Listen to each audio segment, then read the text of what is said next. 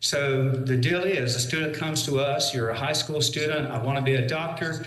We vet you, we look at your academic record. You go before an audience here, you then go to East Carolina, and their medical school faculty will interview you.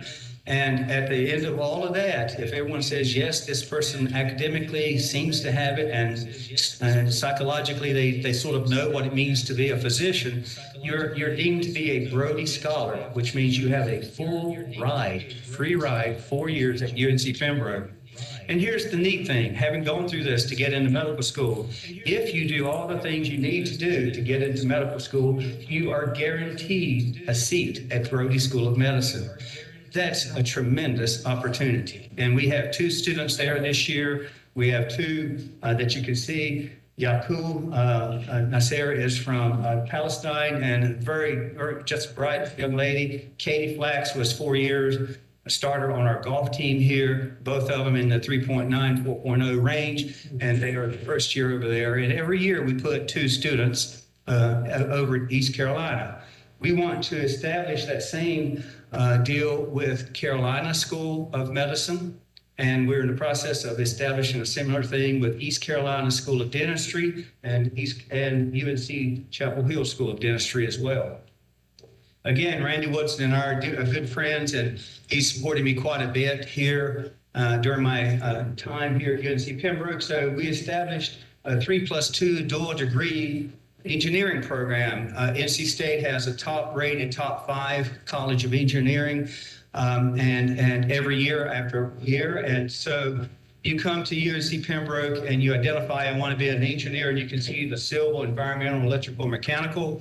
We put you on a predetermined curriculum. And after 3 years, if your grades meet and you've done, again, all the good things you need to do, then you are guaranteed a seat at their College of Engineering. You go from here after 3 years to NC State. You graduate in 5 years, you have 2 degrees. If you're electrical mechanical, you have a degree from UNC Pembroke in applied physics, and you have a degree from NC State in electrical, mechanical, civil, or environmental engineering. In 5 years, 2 degrees. Again, a tremendous start for these students. Now, again, I tell our students, you're always going to be more proud of that first degree from Pembroke than you are the second. But certainly you walk away, and this is just a tremendous, and again, Dana Lamberton was our first student who did this. Dana probably would never have become an electrical engineer without this program. Again, there are financial barriers, lots of barriers at the level when she entered college that she could not have overcome to go to NC State. So this is a great deal. We have a similar thing with NC State's College of Veterinary Medicine, as well as with Tuskegee University's School of Veterinary Medicine. Tuskegee actually, we have quite a few veterinarians in this area, many from the Lumbee tribe. And Tuskegee, over the decades, has done a great job of inviting our students to go there and to be trained, and they come back here. NC State, likewise, obviously top 3 veterinary program, and you can see the 2 Allisons who are there this year. And the good thing about our students is they come from this region, and if you talk to both these young ladies and to the 2 ladies I just talked, they're going to tell you, I'm coming back to Southeast North Carolina. I'm coming back home when I get my degree. And that is a wonderful thing, and it's something that we pride ourselves. You can see where Chancellor Guthwitz and I signed this agreement. They're Echelon School of Pharmacy #1 in the nation. They now hold 5 positions for us, for our students. So they come, I want to be a pharmacist. We put you on our pre-pharmacy track. After 4 years, you've got the grades, you've done well. Again, you have a position in their school of pharmacy. And so many other programs. And as I say, we're talking to East Carolina, to Chapel Hill, to other universities across the system to establish more of these programs for our students. We also have programs, obviously, with our community college. Working with them, we have several articulation agreements in place. James A. Thomas Hall, I hope you've had a chance to go by and see our new School of Business building. It is beautiful. Jim Thomas is an incredible human being, grew up here, member of the tribe, and went away in the 10th grade to Ohio. His dad was looking for work. He ended up going to college, then to law school in Ohio. then moved to Los Angeles. And by, life, a lot of times, as they say, is about being in the right place at the right time. And he ran into a commercial developer who took a liking to him. They formed a company. And that company, if you look on their website, the Los Angeles Times gives Jim Thomas's company credit for developing the LA skyline. You go and talk to him and you say, we built that one. He's built millions upon millions of square feet of office space. Well, Jim hasn't forgotten where he came from. This building you're sitting in right today is a result of his generosity. This was an old, when I grew up 3 miles down the road, this was a furniture store. And then it became a tractor repair store. And then the university, my predecessor, Kyle Carter, had this vision, and they bought the building, and it was to cost $250,000 to rehab it. It ended up 1 million because we found out where that tractor oil was being put all those years, and it was being poured down the drain. So that had to be taken care of, and the roof was in a lot worse condition. But you can agree, a beautiful building, and out of this building, lives are being changed because, as Jim Thomas, his vision is, you give someone a chance to achieve the American dream, to develop their business, and they're going to change the community in which they live. And the building across the railroad track there is named after Jim Thomas's father, who owned a very successful business back in the 1940s, 50s here in Pembroke. And so the A.S. Thomas Center is named after him. That was an old building, occupied that entire block. Jim took it down and built. If you go in there, it is just absolutely beautiful, and he did a great job. Apartments on top, commercial on the bottom. But this is our James A. Thomas Hall for our Thomas School of Business. And you can see he was very generous to us. Many of you may know Wyatt Upchurch from Rayford made his money in the turkey business. Wyatt likewise had a vision to help us and so forth. So beautiful building. I can say we're probably the only, I can say this with some certainty, the only university, perhaps the only place where we had the Speaker of the House, the Speaker Pro Tem, and the Governor all together within that short range, about 10 feet of each other. And the Governor's holding a very sharp instrument. No one was hurt. We walked away. We kidded. A lot of kidding went on that day. We had a good time. And these 3 gentlemen were gracious with their time to come and cut the ribbon on that building.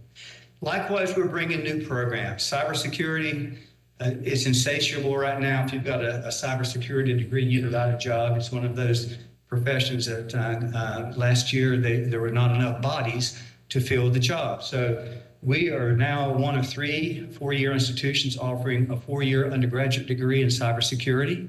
I had a gentleman here, we had Red Hat as well as Microsoft here on campus on Tuesday, and they're looking to recruit our diverse population of students, and they're willing to put money behind that. And so we're looking to form agreements with those companies and others as we develop our cybersecurity program. It's an undergraduate in a very near future, when the time is right, we'll take that to a master's level degree as well. We're in the middle of agriculture here, and I don't have to give you those statistics of how important agribusiness is to this region, with crop as well as with plants as well as with animals. And so we're building. We've had an agricultural program, but now we're going to formalize that, and we're going to build it in some great ways. Again, this is a collaboration with Randy at NC State, and trying to fill in the blanks where maybe they can't or don't want to or can't, whatever. And so this is a program that we're really excited about. We just bought, in fact, Dr. O'Brien gifted us several acres of land right outside of town that we're building a facility out there where we'll be able to experiment with crops and so forth. And our students are coming. I'm surprised at the interest in this particular program from our students coming and saying, yes, I want to be trained in the business of agriculture. College of Health Sciences, I sort of end up here as a physician. What's near and dear to me is the health of Robeson County and the health of southeastern North Carolina. And the bar is pretty low. And with very little effort, we can make a tremendous difference in the lives of people in this county and in this region. And so a few years ago when I got here, we had the Shep Center to do a study for us. Many of you are familiar with them in Chapel Hill, and a very nationally recognized center. And so they did a study that was actually paid for by the Board of Governors looking at the healthcare needs in southeastern North Carolina and which of those needs could UNC Pembroke address through the appropriate degree programs.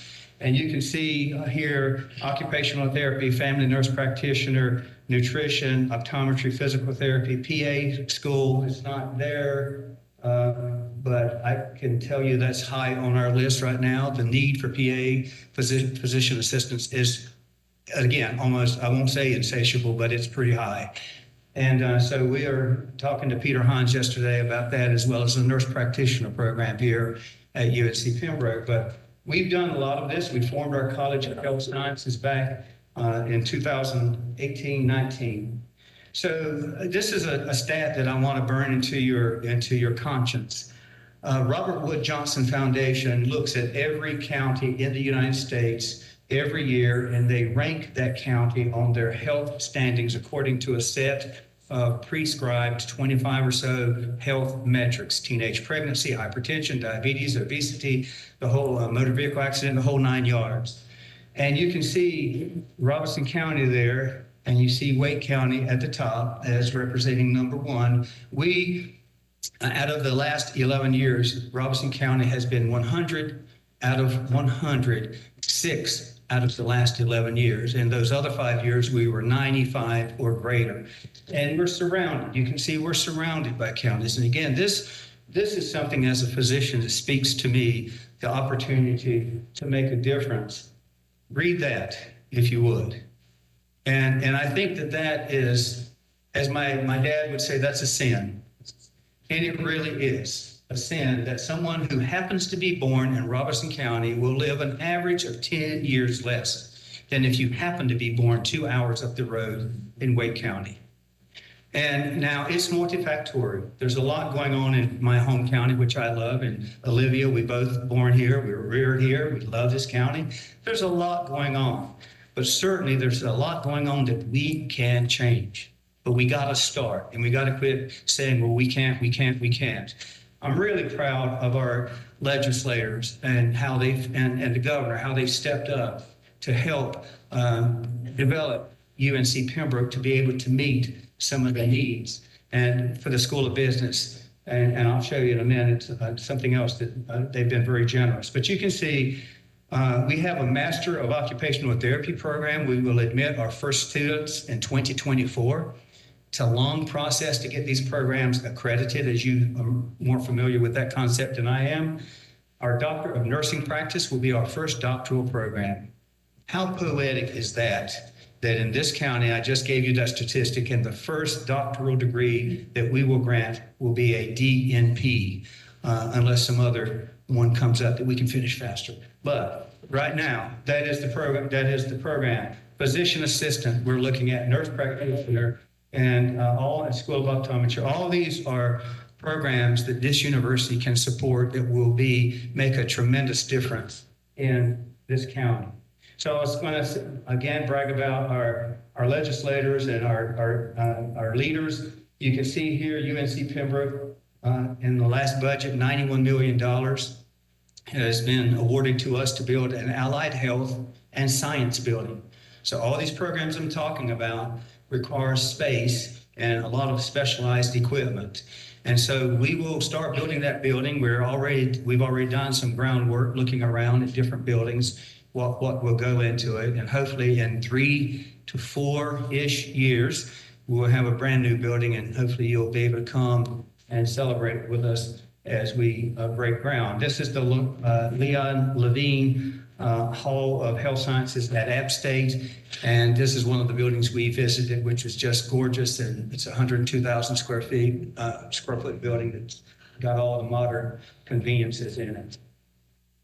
I started this talk off by talking about how we were born, and I want to just reiterate that we're true to that heritage. And so Yesterday, we dedicated to Kurt and Catherine Locklear. Some of you may know Mr. Kurt.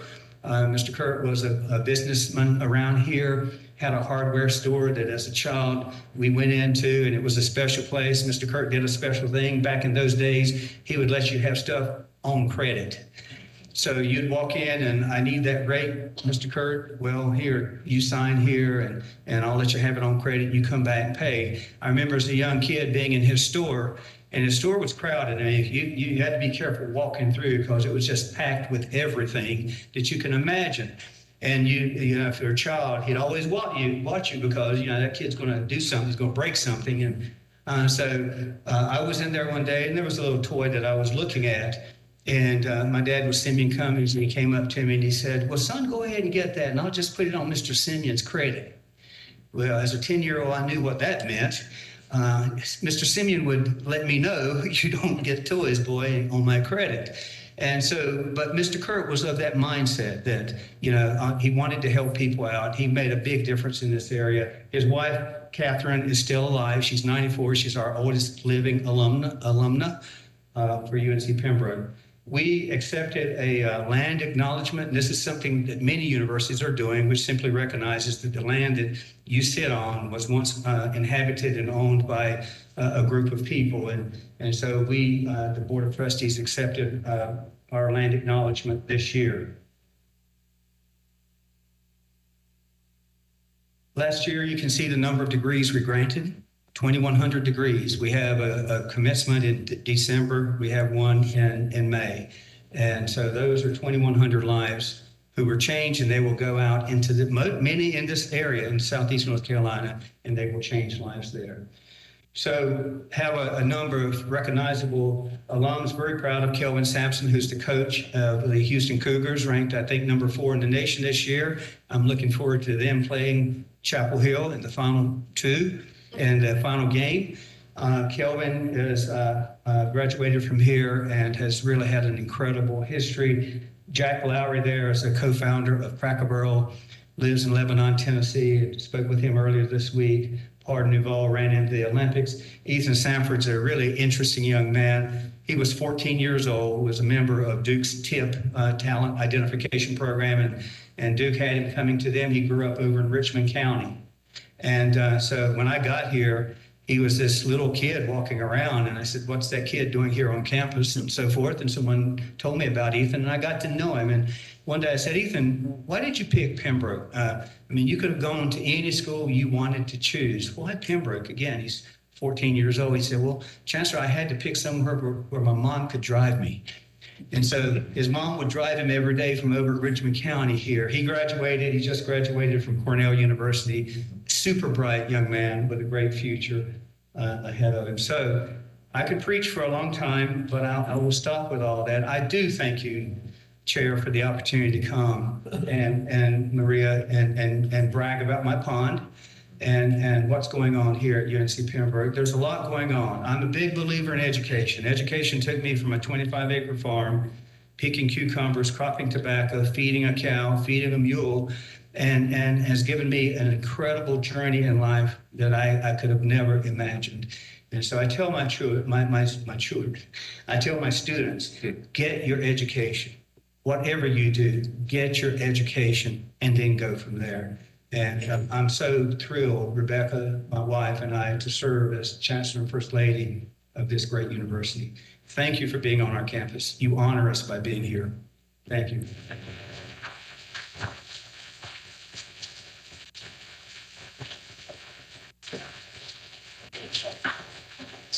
If you have a question, be glad to answer any questions. Otherwise, I'll get out of the way.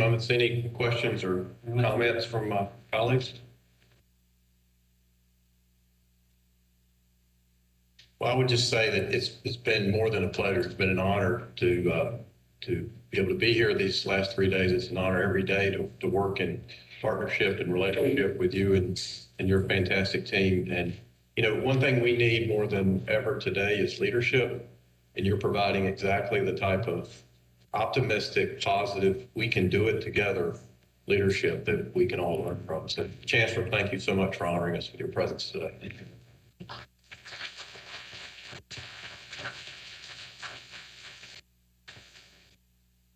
isn't that a great way to start an afternoon? Yeah. Right. So we're going to make a slight change to our schedule, and we're going to move now to the Business Operations Committee, chaired by Vice Chair Duncan. Vice Chair Duncan. Thank you, Chair Davis.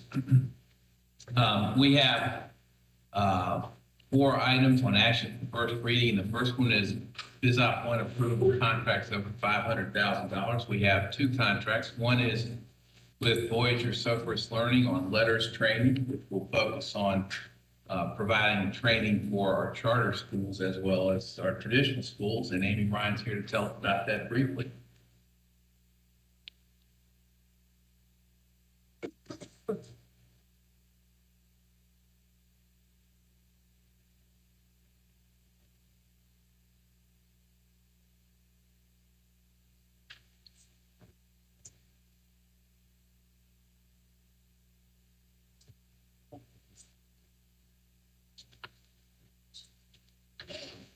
Good afternoon.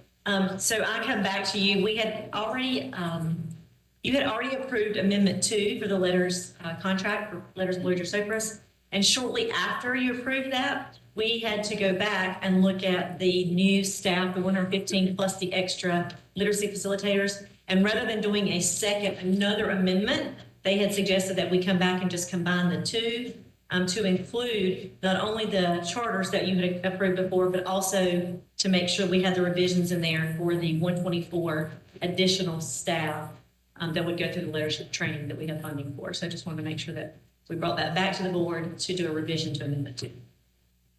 Any questions or comments? This will round out our training efforts. I'm sure we will find some other things that go along, but this will round out making sure that all of our schools are receiving the training that we want them. Yes. Thank you.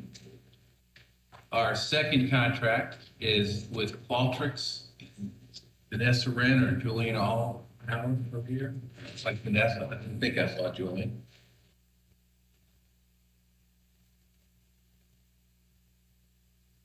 Welcome. Good afternoon. This is a contract renewal for our agency's survey software. This is a software platform called Qualtrics our agency uses to obtain information. This is a 1-year contract renewal in the amount of $181,125. That contract renewal runs from December 3rd, 2022 to December 2nd, 2023, with 1 optional year that we may exercise. And if you would take literally 30 seconds and give the board some idea of how Qualtrics is used at its various departments that use it. Yeah. So we use Qualtrics when we are sending out any type of data that we need to get back from districts, surveys, information.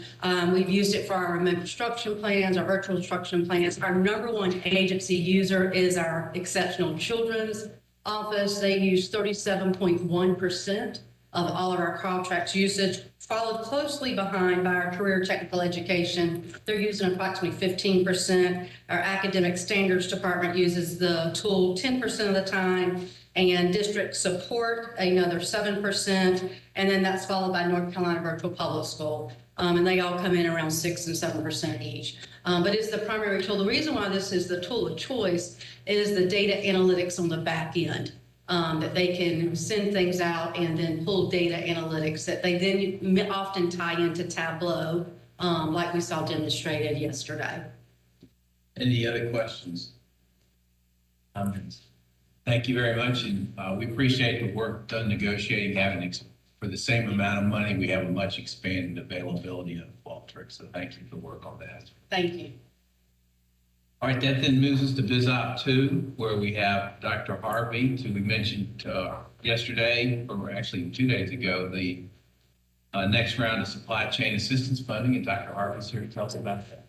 Good afternoon, everyone, and I am pleased to inform you about the 3rd round of supply chain assistance funds. This is $12.4 million, in addition to the $26 million that we received in August and the $28 million in March, bringing our total just over $67 million. The purpose of these funds is to help mitigate challenges caused by the continuing fractured supply chain in the K-12 school nutrition marketplace. These funds also benefit our local farm families because funds can be used only for minimally processed agricultural products. And we're happy to see those as they evolve into the school nutrition environment. The allocation for funds is established in federal regulations such that all eligible school food authorities, and there are 200 of those, receive a base allocation of $5,000. After that, funds are allocated based on the per pupil ADM as of October 2021. And all recipients have to sign an attestation form indicating the funds will be used for the purposes for which they're intended and for no other purpose. Everyone agrees happily and heartily to that, those terms. And thank you for considering our allocation plan, which you'll find in your documents. Thank you, Dr. Hart. And as you heard, our recipients are quite pleased, very grateful for those funds to support the sustainability of their programs. We appreciate the work of the department to facilitate the administration of that grant. Very Pleasure. appreciative of it. Any questions or comments? Let me ask Dr. Harvey to give a 30-second to 1-minute report of where we stand on gas as we continue to monitor that situation this year. Happy to do so. And as you've seen, the fuel prices are in flux. We continue to monitor those. The good news today is that at this point, we are able to continue to support those fuel prices through our existing transportation allocation. We are anticipating what could possibly be in the future and have prepared a proposed allocation plan. We'll bring that to you in the future, should it be indicated. But for now, we're continuing to operate our existing transportation plans. Thanks for your continued interest and support. Thank you for the brief report. So we will be asked with respect to VISOP 2 to approve the grant for the USDA Supply Chain Assistance Funds to continue to support our schools. That brings us to VISOP 3, which is school attendance and student accounting manual modifications. Jennifer Bennett is here to present that. Welcome, Jennifer. Good afternoon, and this is a lovely facility in Sarah with Strong University. My daughter actually played golf with Kate Gus, and so I do that presentation. SASSA manual, really a lot of technical changes to update for now that we're post-pandemic, so those technical changes have been done. The largest changes are in Chapter 2, where they updated in legislation the standards of student conduct to include all PSUs, not just LEAs. And so pages 22 through 31 were updated to include all PSUs as is needed for those sections. We have strengthened on page 36 the penalty for law violation related to the attestation that all PSUs submit when they press the button and submit to Watson PMR. It strengthens that statement to remind folks that it is a class 1 misdemeanor to falsify the student record when you submit that report to us. And also we've added the new section on page 43 to include the new full-time equivalency formula that we adopted last spring. And everything else is a technical correction to match legislation. Thank you. Other questions or comments? I know all of you poured over the changes very carefully. Because that's what we do is right. Yes. Jennifer, thank you. These are important. These are in fact important changes. VISOP 4 is requested use of some ESSER funds that Tim Hugelmeyer will present. This is an important usage to assist the department and the board in terms of certain types of contracts. Good afternoon. This request is to get approval to use ESSER funds to pay a contract attorney. We are, a legal department at DPI and the state board is currently down an attorney, but we have quite a number of contracts coming through of a complicated IT nature, many of which are related to ESSER funds. And so this is a request to bring in a contract attorney on and pay them with ESSER funds. That attorney is actually currently working with us, being paid with state funds for the work he's doing on other contracts. But this is to allow the flexibility when he works on contracts related to ESSER funds to be paid with ESSER funds. And to be clear, these are very complicated contracts, and this individual is a highly qualified individual. Very fortunate. Absolutely. He's a retired attorney for DIT. So any questions or comments on this item? So we will ask that to be approved, and Tim, remind me, I think it's $69,000 is the requested amount for this, Currently, it's 39,000 would be the max for this year. for this year, correct? Yes, very good, thank you. All right, that now moves us, so that concludes our actions on first reading and moves us to a discussion item where Jennifer Bennett will make her current appearance, and we may even be able to coach Alexis Shousen to make it briefer. Yeah, we'll have her from Q&A. So, tag team off of each other usually. So, this is the classified salary schedule, so bringing it to be updated. Okay, classified personnel, so these are all the non-certified personnel that don't require licensure. Our goals are basically to meet the legislative requirements. We wanted to provide additional flexibility to the LEAs so they could establish a competitive liquor pay scale, simplify it also from the scale that we have now, expand the ranges to allow the most flexibility for the LEAs and so they can meet the needs depending on their unique markets within their own district. And also align the state board schedule with the Office of HR schedule so that we have more continuity, and that is actually required in legislation, so we wanted to make sure we could clearly align that. We have a lot of concerns with the current pay grades and that they don't reflect the new scale which was implemented July 1st by the Office of State Human Resources. There has been a buildup of compression within the state scale right now, the minimum wage going up to $15 and the maximum is not increasing. That's squeezing certain pay ranges. And so we wanted to expand those to create a more meaningful scale. And also the pay grades are a little too narrow and not flexible enough to really allow for flexible hiring as positions change and needs change in the district. There's several pieces of governing legislation that we have that we wanted to remind you of. The main one being what we're doing today is the 115-12 state board is to provide salary schedules for school finance officer, office support personnel, teacher assistants, maintenance supervisors and personnel, custodial personnel, transportation, and school food service personnel. Other government legislation we just wanted to make you aware of is that the local boards shall determine salary schedules for their employees. Absent of a salary schedule, if they make themselves, it defaults to the state board schedule. Other governing legislation is that we are required to provide a salary for occupational therapists and physical therapists, as well as drivers, ed, and school nurses. So what we have done is try to align with the OHR scale, which went from a GN scale to an NC scale. Where there was no classification that was directly aligned, we used the closest we could come to based on the old range compared to the new range to try to align that. We made all the SBE scales start at the minimum of $15. The NC scale has a few ranges that don't yet reflect that, but we forced that in there.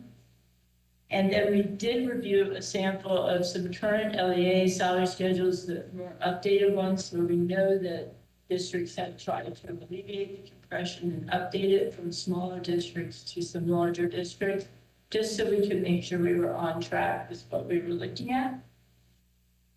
We wanted to note that the policy does not provide additional funding for any of the increases.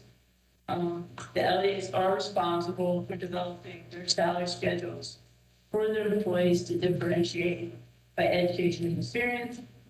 And it does not reflect all the multitude of classified types of positions that the LEAs may have in their employee. To the finance officer, we're currently, as you're aware, we brought to you the interim finance officer and updated that policy, mentioned that we were currently continuing to review the certification of a finance officer to try to strengthen that policy.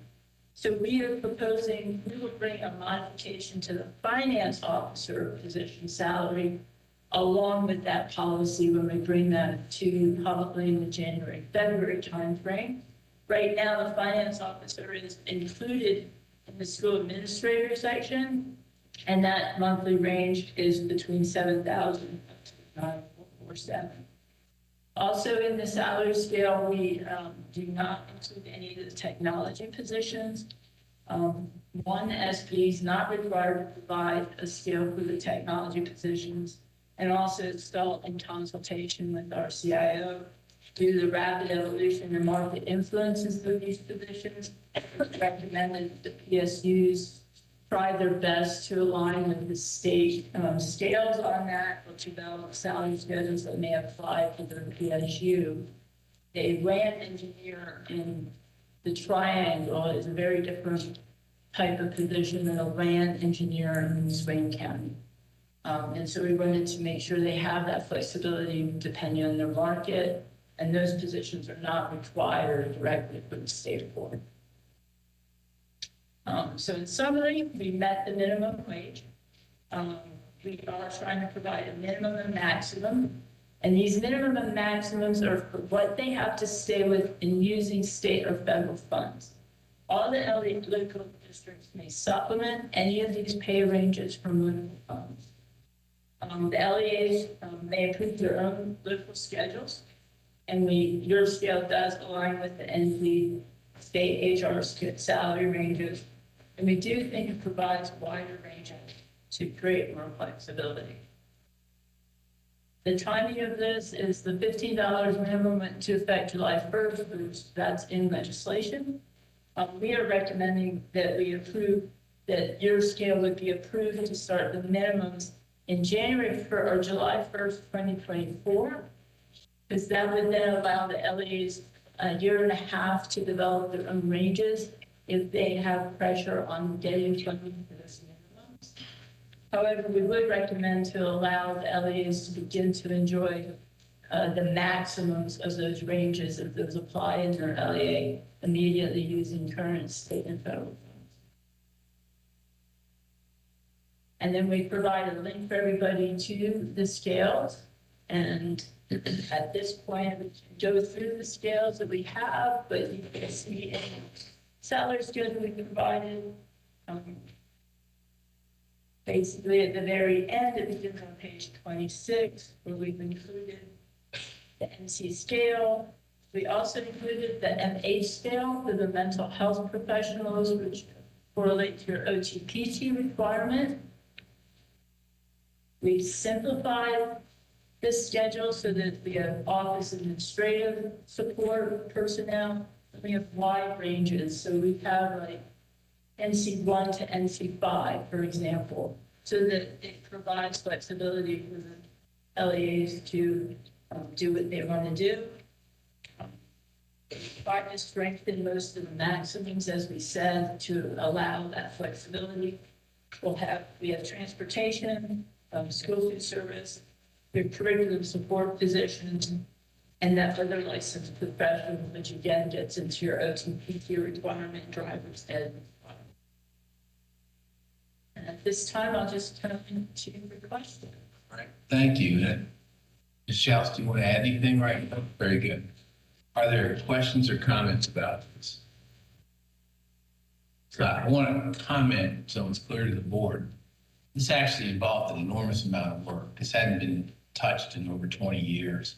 So there's an enormous amount of updating that was required. It's important work, for among other things, as Ms. Bennett referred to during the discussion. There's compression issues that need to be dealt with the new changes in the legislation. This does not resolve those compression issues, but it helps as a first step in bringing about some efforts in trying to provide ranges that will assist with the compression issues as we go forward. So although this is not the most fascinating report we've heard today, it actually is really important work. It truly falls under the definition of thankless work, but we really appreciate what you've done on this. Well, and we, just at FYI, will be talking through discussing the finance officer in the coming weeks. I've sent it out to have a little bit of feedback already.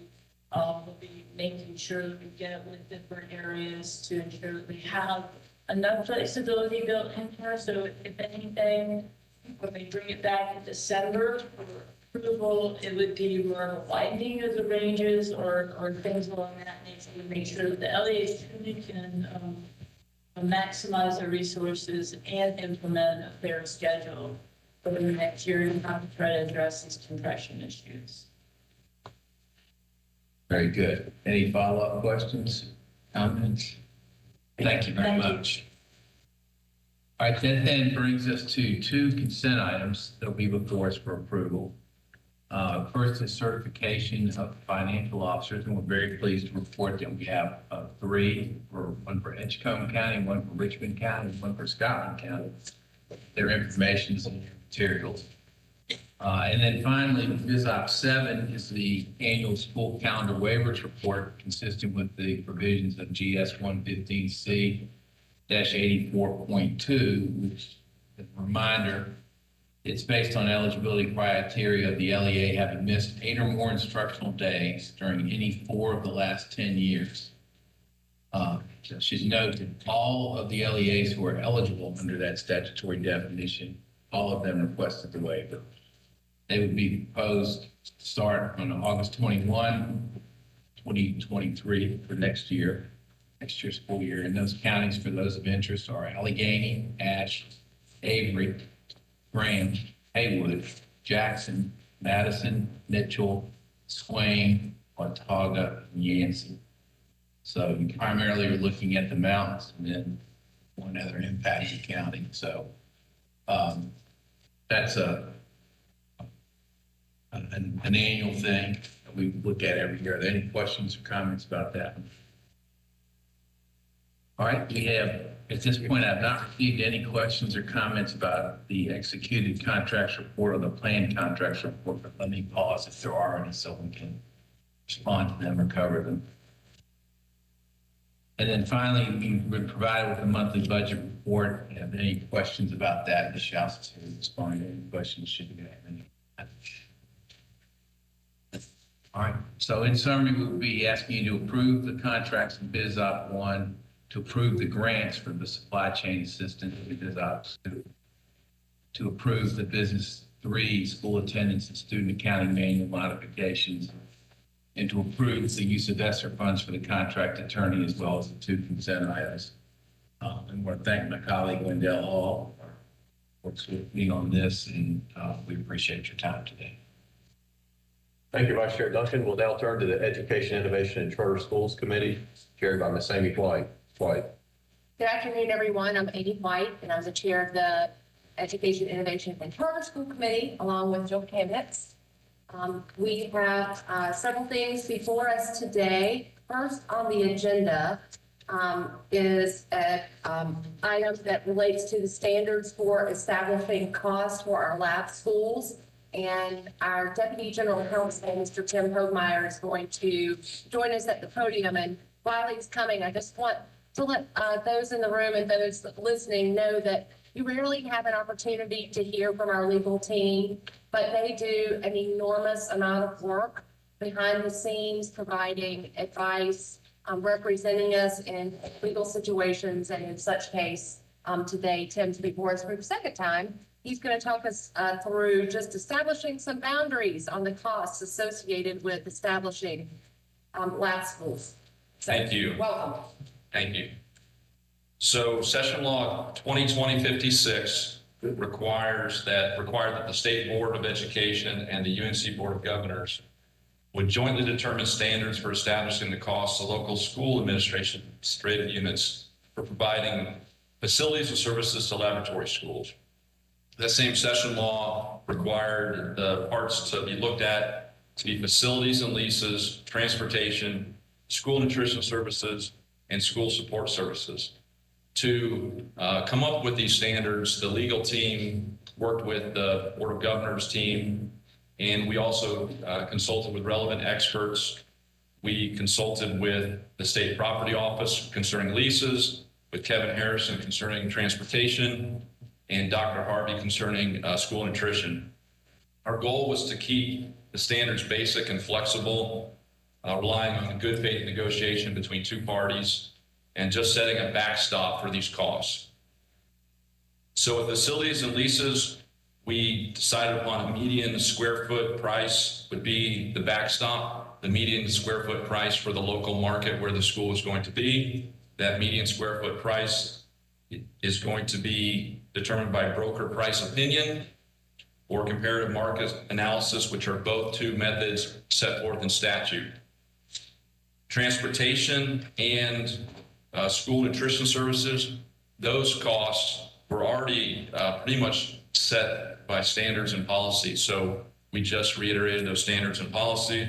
Student support services, the cost for those such as school nurses and school psychologists, things of that nature, those costs are very much determined by a local market. So we set the cost, the backstop for that as the cost that the local education administrative would pay for those services themselves. So those are the standards. I'd be happy to answer any questions you might have. Thank you so much. Questions? Okay, I'm not seeing any, so it makes sense to me. Thank you so much for sharing that information with us. That is an action for first read. Let's move to EICS 2. This is a report to the North Carolina General Assembly, the JLEOC, on our low performing districts and schools, improvement planning, and statewide support. And so I think Dr. Martin, welcome, is going to join us just to walk us through. This is also action on first read. Welcome. Thank you, Superintendent Truitt, Chair Davis, State Board members, and advisors. Today I bring to you the JLOC report on low performing districts, schools, improvement planning, and statewide support. Because of the date of the report, we concentrate on lessons learned from the 2021 feedback session. We analyzed the most recent data from 21-22 in this report, and we also discussed the supports that we offer. So, so these are the state statutes. When data is released in September, we provide webinars and technical assistance to walk schools and districts through the requirements written in the state statute. So I believe Dr. Howard came to the board early September, and after she did her presentation, we have had a steady stream of questions about how to make sure districts and schools are in compliance with the law. The next slide is just our visual that we use to provide all schools and districts about the deadlines if all of the time written into the law is expended. Schools and districts can accelerate their timeline based on triggers in the law. All districts and schools with the 21-22 designations are to submit their plans by December 9th through the NC STAR platform. COVID has affected past timelines. The 21-22 is the first time since the 18-19 data that we are executing a full timeline. To discuss what we learned for 2021, I'm going to ask my Assistant Director, Alessandro Montanari, to come up and lead us through that conversation. He leads the NC STAR work for the department. So as Dr. Martin pointed out, 2018, 2019, 2020, as well are aware, we did not have data. So the state list of schools designated low performing stayed the same. We were working with 488 schools across the state of North Carolina at the time that were designated low performing. As part of statute, we are required to provide feedback to all these school plans. We have a team at DPI that provides feedback to these 488 schools. And what we learn in providing feedback, and we do this on a yearly basis, we're about to start the process of providing feedback to the 864 schools this year. It's a massive list this time around. But what we learned through the process, an NC STAR came out, the department revamped how we do school improvement plans in 2015, 2016. January 2016, NC Star rolled out across the state as the tool to do school improvement planning, and we have 93% of schools across the state that use the instrument to do their school improvement plans. As we read these plans, what we've learned throughout the state is that these are the items that we're still working on. We're still working on the fact that school improvement plans should not be a compliance document. It should be this living, breathing document that we're practicing a continuous improvement process. We definitely have hit hard the past 2 years this idea of performance measures, so that schools and districts, as they're creating their plans, are working throughout the year on data targets and not just waiting till June, July to meet those long-term goals. We're still working on an understanding of a true tiered instructional model and what are those interventions at every level, and making sure that our core instruction is strong. And then the other areas that you see there, the last one is very key, and it's one of the pieces that we'll talk about a little later, this limited distribution of leadership and how can we distribute leadership and raise those teacher voices in the building. The JLOC report also has many, many different data charts in it. Obviously, we just received the new information this year. This is just a graphic that shows differences of the state designated low performing list across all levels. You see how many schools left the 488, but then also how many schools now are in the list new. I do want to point out that out of the 146 that did get out, 45 of those had been designated low performing since 2016. So that's clearly amazing work by our superintendents and district leaders and all of us at the department that took an emphasis on those schools that had been low performing for 7 years. And we decided to make all of them a priority and help them try to get out and exceed growth.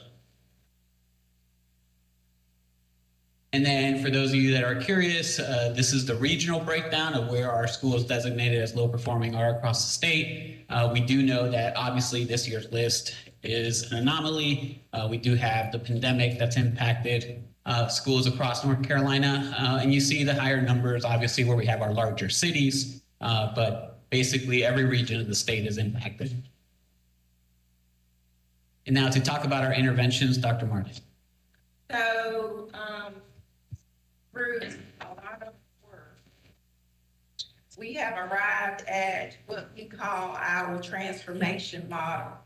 And so how did we arrive at these pretty colors and on this circle? We looked at all of our foundational documents. We looked at the professional teaching standards, the school executive standards. We looked at NC STAR key indicators, which are, those key indicators are based on the work done during the TALIS Race to the Top initiative. We also looked at our CNA dimensions and sub-dimensions. We looked at a number of research projects done throughout the country. And the qualitative data based on the State Board of Education appointment of an interim superintendent in one of our CARES districts kind of cemented the model. So what we do, we are taking these areas and these are the areas that we use internally to judge our progress in a school or district. One thing that Alessandro referred to was the idea of strategic planning. The law says that all low-performing schools and low-performing districts have to submit a plan. And we take great pains to make sure we try to provide feedback, professional development, and that is a central point in our model. When you talk about what do we learn from going out to do CNAs, last year we did 63 CNAs, the most ever to date. And what did we learn? It comes back to instruction. So we work really hard to make sure that we can provide support in this area. So the model going forward guides our work. The next slide, we talked about the CNA process. Most people are familiar with the comprehensive needs assessment, also known as the CNA process. But the whole process is about determining the impact of what is done in a school or district. What's that impact on student learning? The CARES initiative has given us the personnel to help connect these services. So the data produced by the CNA is used by the school leadership coach to support the transition from needs identified into actions that the school can take. The school leadership coach partners with our comprehensive support specialist to provide technical assistance and ENC STAR for school improvement planning. So it's how can we make sure that we emphasize school improvement planning is a continuous process. Ms. Garber has been before the board several times where she talks about Restart as the reform model that is used in our state. The State Board of Education approved a formula for academic gain, which will be calculated with the submission of the 2022 annual reports in December. This graph gives us a preliminary view into results from Restart schools. When you compare it to 18-19, you see that schools not meeting growth decrease, schools meeting growth increase, and schools exceeding growth increase. And just a reminder that our denominator changes because of the cohorts within Restart. There are different numbers of cohort schools in each cohort. Also, when a school exceeds growth, they are not designated low performing. Julie would not let me come to the state board without giving me plenty of charts to share. And so this graph and table represents the percentage of low performing designations in Restart schools. And so I just will call your attention to one line, those schools. And remember, a Restart school is one that is recurrently low performing. They've been low performing 2 out of the last 3 years. And so in the last time we had the data, we looked at it, there were 16 schools within Restart that had lost their designation based on the data that we just got, the 21-22. Now there are 44 schools without that designation. So that's the goal. That's the goal. I receive questions about our CARES initiative daily. We looked at our CARES schools. Currently, there were 81 schools in the CARES initiative. We compared their 18-19 growth to their 21-22. Those not meeting growth decreased from 53.1% to 32.9%. Those meeting growth decreased from 45.7% to 43%. But those exceeding growth had a change from 1.2% of schools in 18-19 that exceeded growth to 24.1%. When a school exceeds growth, they are no longer according to the laws. Just a little bit of icing on the cake. We have received requests from those superintendents. So we're in 24 districts. And so it is my goal to meet with those superintendents at least twice a year. We've started our second round of meetings. And in those conversations, we have been asked to increase our support from 81 schools that we supported last year to currently 97 schools. And so another statistic that I bring, last time I was before the board, I talked about 181 schools that had been on the list since the law changed in 2015 and 16. Based on the data that we just received in September, that number has decreased from 181 schools to 137 schools. During that board meeting where Dr. Howard shared data, Ms. White asked us for some bright spots, and so we consider that a bright spot. Very, very excited to talk about the North Carolina Instructional Leadership Academy, also known as ENC-ELA. We had 4 cohorts to meet: Charlotte, Greensboro, Wilmington, and Greenville. I attended all 4. We had 1,500 educators, and that's a principal, his supervisor from the central office or his support from the central office, and then 2 people from his school, either his school improvement team or his instructional team. And so we had 1,500 people representing 60 districts and 13 charters attending their first of 10 face-to-face sessions over a 2-year period. We feel that this initiative is essential to moving schools forward because the concentration with NCELA is on the principal as an instructional leader. And from everything that I've done, read, seen, thought about, that is key. And so Alexandra leads that, and he wanted to share because he's so proud of your things, Alexandra. Thank you, Dr. Martin. So yes, we are excited about this. You saw in the earlier presentation about the North Carolina Teacher Working Conditions Survey how principals and school administrators are wanting professional development. And there's a need out there for instructional leadership. Last time that the department and the board and we had something like this was probably 2013, 2014, where we had a series of professional development for principals. So we're super excited to have this roll out across the state of North Carolina. As Dr. Martin pointed out, we have 1,500 participants going through this in 4 different cities across the state. We have people participating everywhere from Cherokee County to New Hanover to Gates County. They're all coming and traveling to these 4 cities to be a part of this. First sessions were extremely successful, amazing feedback that we received in those first sessions. And this is going to be a 2-year program. We are working really tightly with academic standards to make sure that all the content aligns to the North Carolina Standard Course of Study so that everything that the participants see relates to what we do here in our state. The focus right now for October and then the December session is observation and feedback. And the reason that we've picked that first is because we know our teaching workforce is changing and we need to grow capacity in our leaders to build instruction. So we are working hard right now on those contents. In fact, the December session is going to be focused a lot on practice clinics, on what can a principal or an assistant principal and multi-classroom leader and instructional coach, what can they do to lift 3, 4, 5 teachers in their school that might have the same weaknesses in these little short practice clinics that they can schedule into their calendar. And then we're going to move on into the spring. We're going to hit culture. And making sure that every principal and every leader across our state has a playbook so that when they start working on the summer and start getting ready for the following school year, they come in strong in 2023 and 24. And then we'll move on to formative assessments next fall, and we'll do lesson planning to wrap up the cohort. But that's basically just a quick summary of this large, massive initiative, and a big thank you to all of you because you all made this possible.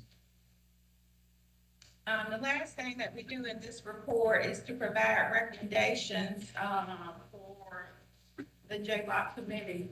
And the first recommendation has to do with making sure people understand that this CARES initiative is a temporary measure. It is not a permanent structure at the department, and it expires September of 2024. We've also asked that we expand with the 864 low performing schools.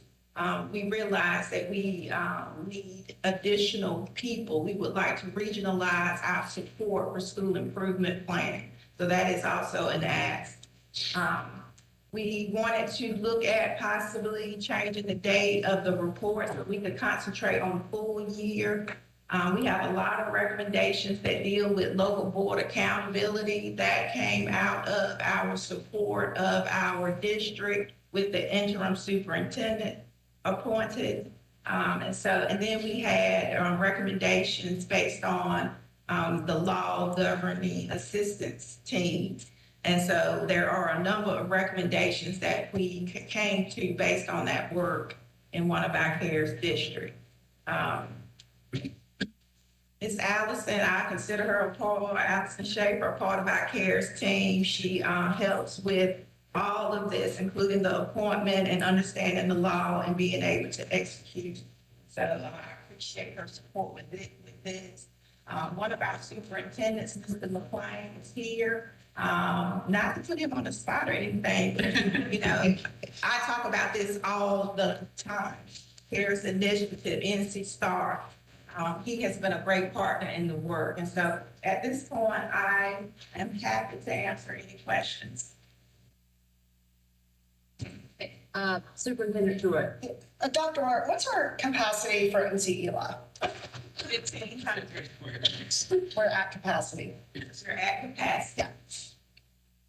Thank you. Okay, that's Nice. About the leadership conference for principals, do you Do you frame that around the school executive standards? So we currently have not looked at doing that, but that's definitely something we can look at in the future. We are currently working on developing a walkthrough tool for these initial sessions that align to our North Carolina evaluation instrument. But we definitely have not looked at the standards yet, but we can definitely do that. The reason I raised that, I know our principal standards for the pre-service standards are undergoing some change. But there's one standard that is in the pre-service standards that's very, very difficult for future principals. And it's the number 7, micro-political leadership, if you could work on that. I mean, I'm not giving you an assignment, but I'm saying it's difficult. So just kind of take a note of that if you would. Will do. Other questions? Yes, Mr. Hall. Quickly, thank you, Madam Chair. Go back to the slide. Go back. Okay, right there. The 137 CLPs and others, you're going to convert the CARES intervention pilot now that you use as being used to be the model? Is that what I'm reading there? That's a recommendation, yes. Yeah, recommendation. Right. Is it personnel, you have to cover that for that 137 additional? I'm trying to get around to these chronically low performing schools, which we have reduced from 181 to 100, and that is tremendous. So what we have talked about under our Deputy State Superintendent, his leadership, what we've talked about is looking at a model that encompasses all of the regional supports that are available from the department. And so since we are the most intensive level of support, that would be used with those that qualify at a certain level. But at other supports,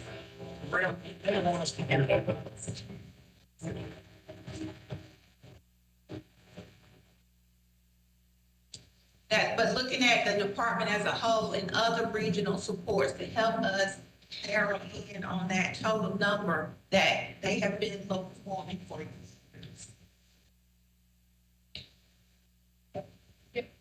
Yes, Superintendent Lewis. So Dr. Martin, when you talk about regional supports, you're talking about recommendation number 6? Yes. Ernst & Young? Yes. I'm sorry, I didn't hear you. Yeah, right. So when Dr. Martin's talking about the regional piece and the regional supports, that's the recommendation number 6 in the Ernst & Young report that we're trying to operationalize. Yes, sir. So, and just so I better understand, you're asking for our approval here today, and this report is going over to our friends in the legislature. And so these recommendations obviously don't happen without dollars to be appropriated. And so, board members, we're saying that these are things that we would like to do to operationalize. And I'm wondering, Chair and Superintendent, do we have placeholders in the money that we're asking for that align with the recommendations that we're asking for here? So I would say that we have the regional piece, we have the people that we need for that. There's no fiscal impact there. It will take, the CARES money runs out in September of 24, so that could be a second year of the biennium ask. We have the assistance bullet 2 for each region. So what we need to do is expand capacity for NC-ELA, which is the principal piece, because by all accounts, that's working. And then we need to continue to replicate the CARES model for the intensive, for chronically low performing. And that means asking for more coaches. And that could be a second-year biennium ask. Second year of the biennium. Okay, Mr. Chair. I had the same thought that you did.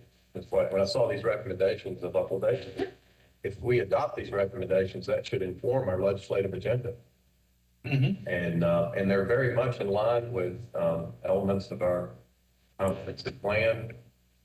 And it's, personally, I'm support of that, and we should ask the legislature for what's needed to put those items into motions. So just to follow, is there a missing bullet? Or is there a way that we might capture and summarize that allows us maximum flexibility without pigeonholing us into a particular one? Is there a way that we would word it that would specifically say NCELA? I just want to make sure when we approve that we have allowed ourselves the opportunity to incorporate as much as possible in a future ask. But one way I'm definitely in agreement with expanding NCELA. That's just one example. But one way to accomplish that is just to refer to the districts and school turnaround in the comprehensive remedial plan. Because that is the all-encompassing, strategy.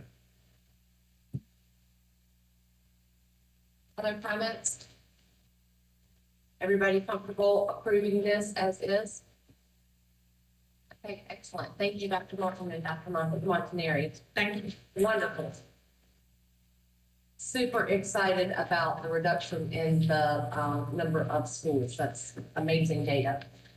Okay, we've got 3 items for action that you heard last month. Ashley Vaquero came before us with 2 separate reports on our virtual charter school pilots. One of the reports was separated out specifically related to the enrollment that occurred because of COVID. The other one was our general report to the North Carolina General Assembly on the pilot program. To my knowledge, there have not been questions, according to Ms. Vaquero, about those 2 reports. Are there any changes that you would like to highlight and bring up with those 2? Sure. Hello, everyone. There was one data change during the data correction period for the accountability data. So that was a change to North Carolina Cyber's graduation rate, and that has been incorporated into the report. But otherwise, there are no changes.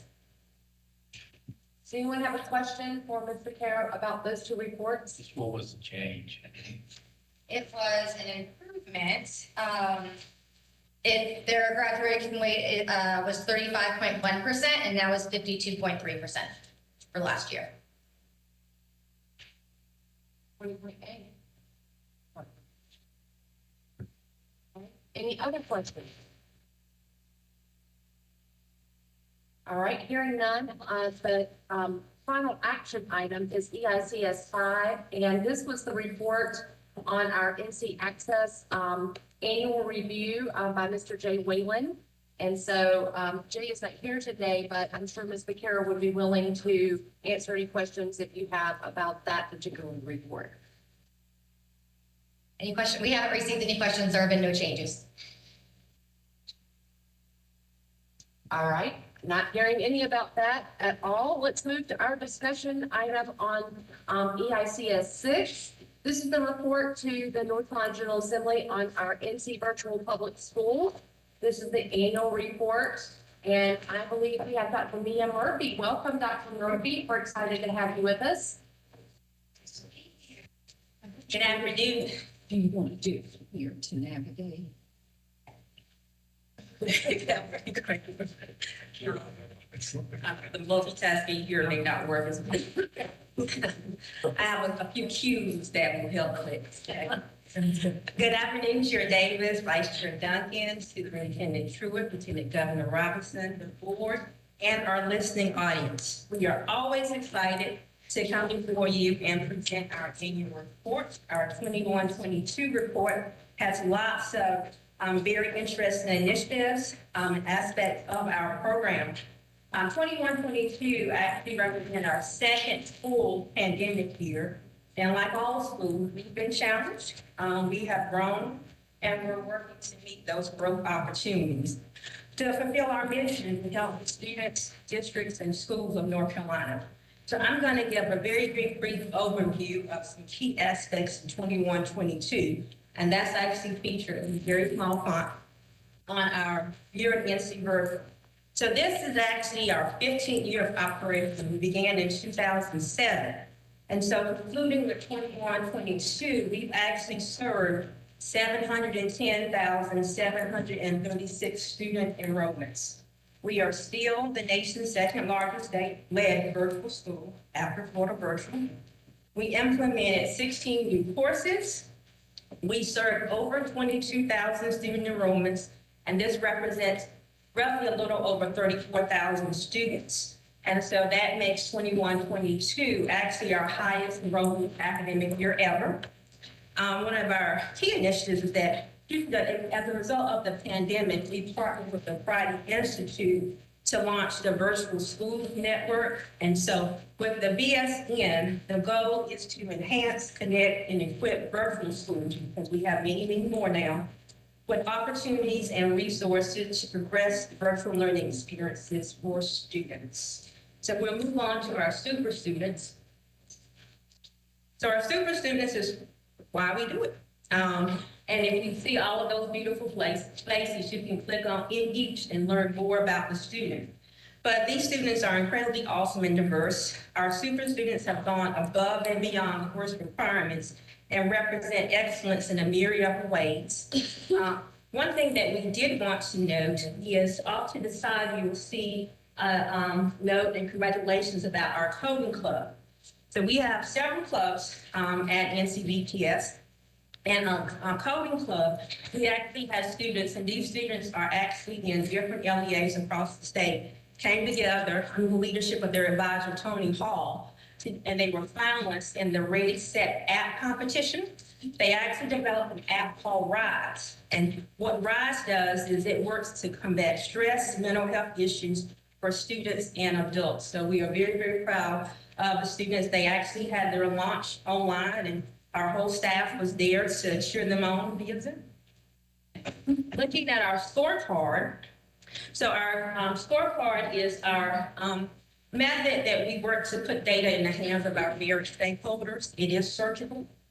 You can look at district enrollment, our top courses by grade level, look at our pass rates and overall enrollment. This is probably the most searched feature of our annual report, and we also have the scorecard separately on our website.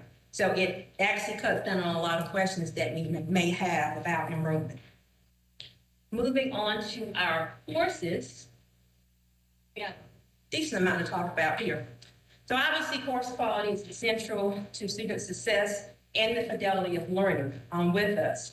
And we are still incredibly excited to report, and we reported last year, that we are the national leader in K-12 education with the number of Quality Matters certified courses. We actually have 81 certified courses. Truly it's 82, but one course has expired because we're rating on standards, but we have to report 81 because of the website. We love being number one. This actually represents 72% of our base catalog. So we're inching toward 100%. For those who may not be as familiar, Quality Matters is the nationally recognized research-based organization that is truly the standard bearer for course quality for K-12 and post-secondary schools. Our barrier in the past few years to sending more courses really was funding. And I again thank the board, as I did last year, for removing that barrier and providing the funding for us to ensure that 100% of our catalog is QM certified. So we're within a year, maybe a year and a half of having all of our courses. Right now, of course, for science courses are going through revision, so there's no point in seeing a course that there are going to be major changes to. So, so we're holding off on those courses. Okay. Even more exciting, I keep asking everyone if they see our press release, but is that, and it being number one, is that we were told in May, that we were going to be awarded, and the actual award would be actually next week, with the Quality Matters Making a Difference Students Award. There is only one winner for K-12 education, and that is NC Berkeley. We love the name of this award because it's why we do it. We are on cloud nine because of that. And a little about the award. The award awardees from NC Berkeley demonstrate commitment to ensuring high quality and using different but valuable approaches to improving learner outcomes. So again, as I said, this award is going to be presented to us next week at the Quality Matters Connect conference. So we are incredibly excited.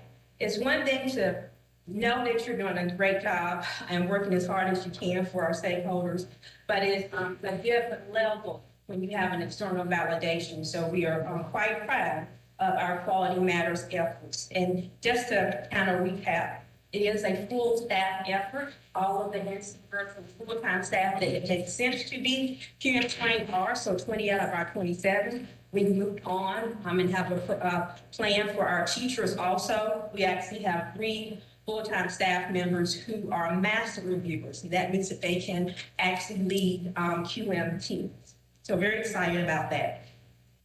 Moving on to our teachers, that's next.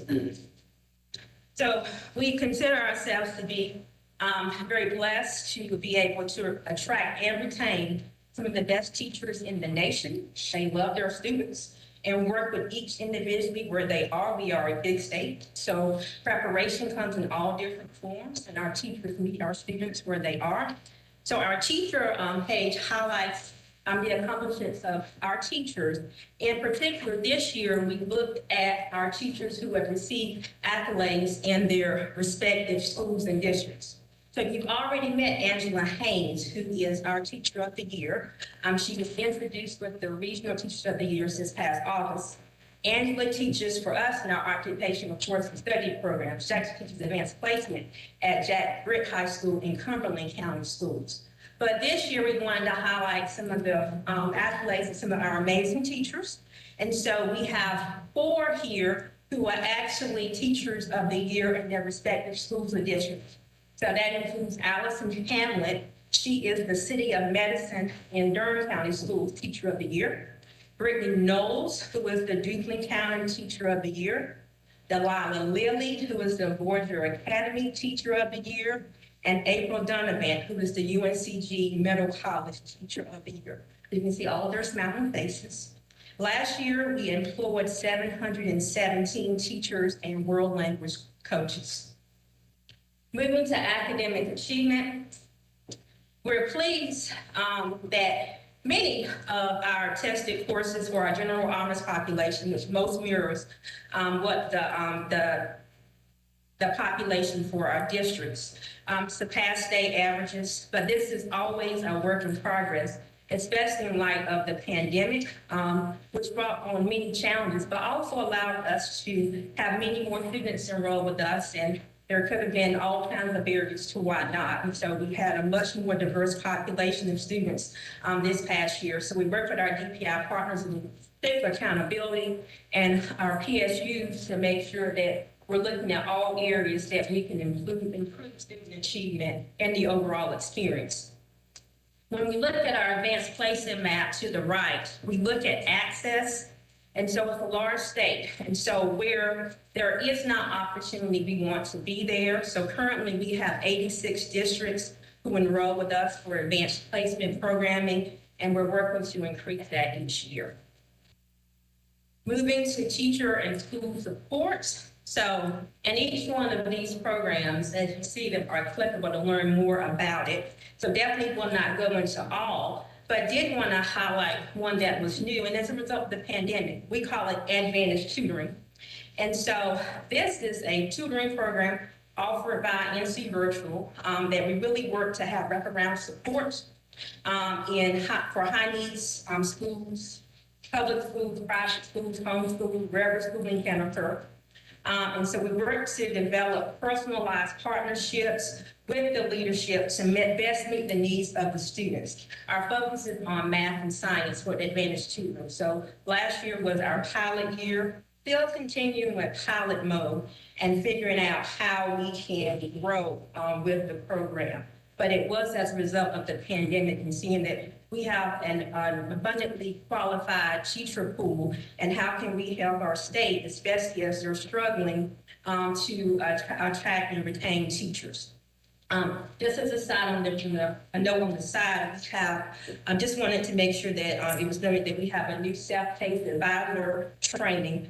We have a district level school partner and a school level partner, and both are very decently transient roles. So we develop a self-paced course. So whenever you come to NC Virtual for assistance, of course we are there, and our outreach team does a great job. But they can also go through a self-paced program and continually get the support that they may need. Moving to our parent and support page, this highlights all of our outreach efforts. So we have parent orientations, virtual open houses, daily, Monday through Friday, daily lunch hours, where anyone can drop in and get support and peer tutoring and many, many more. Offerings. You can see some of the numbers there, but we also have a new self-paced course for parents and guardians that anyone can actually is not even enrolled. It's open to anyone who wants to learn more about how they can support their students in online learning. We talk about tools for support, daily routines, support strategies, diverse learners, and a myriad of other things. And that's open to anyone who wants to learn this on our website.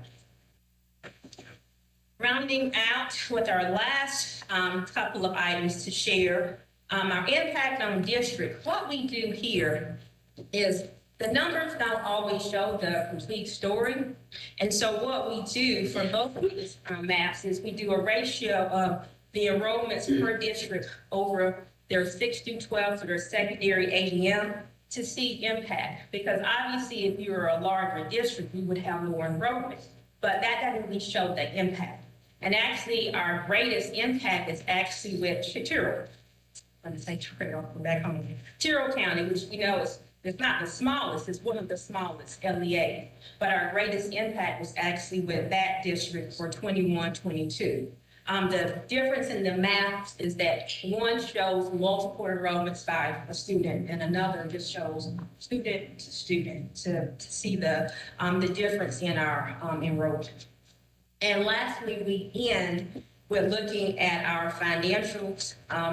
NC Virtual has a decently complicated legislative funding formula, and it just shows the reconciliation to 100% of our projected enrollment for anyone to read this, see if you have any questions about that. So that quickly is our annual report for 21-22. I would love to entertain any questions that you may have. Dr. Murphy, it is absolutely terrible that you don't like what you do. And furthermore, that you didn't have anything positive to say and that you never get any kudos or anything. I mean, that was amazing. Thank you so much. Lots of questions from the advisor section. Leah, do you have a question? Actually, just wanted to make a comment, if that's all right. I love NC Virtual. I'm so grateful for the opportunities it provides to our students to have multiple pathways to education. To have, if they want to pursue something that their school doesn't have for them, they can do it. And for our own children who are enrolled in these classes, we are so grateful because this gave my daughter the opportunity to take orchestra and art, to be able to take classes online. And they were really, I mean, I'm judgmental. So they were lovely classes. Teachers are very supportive. It's an incredible program. So I'm grateful. Thank you. Thank you. Thank you. Thank you so much.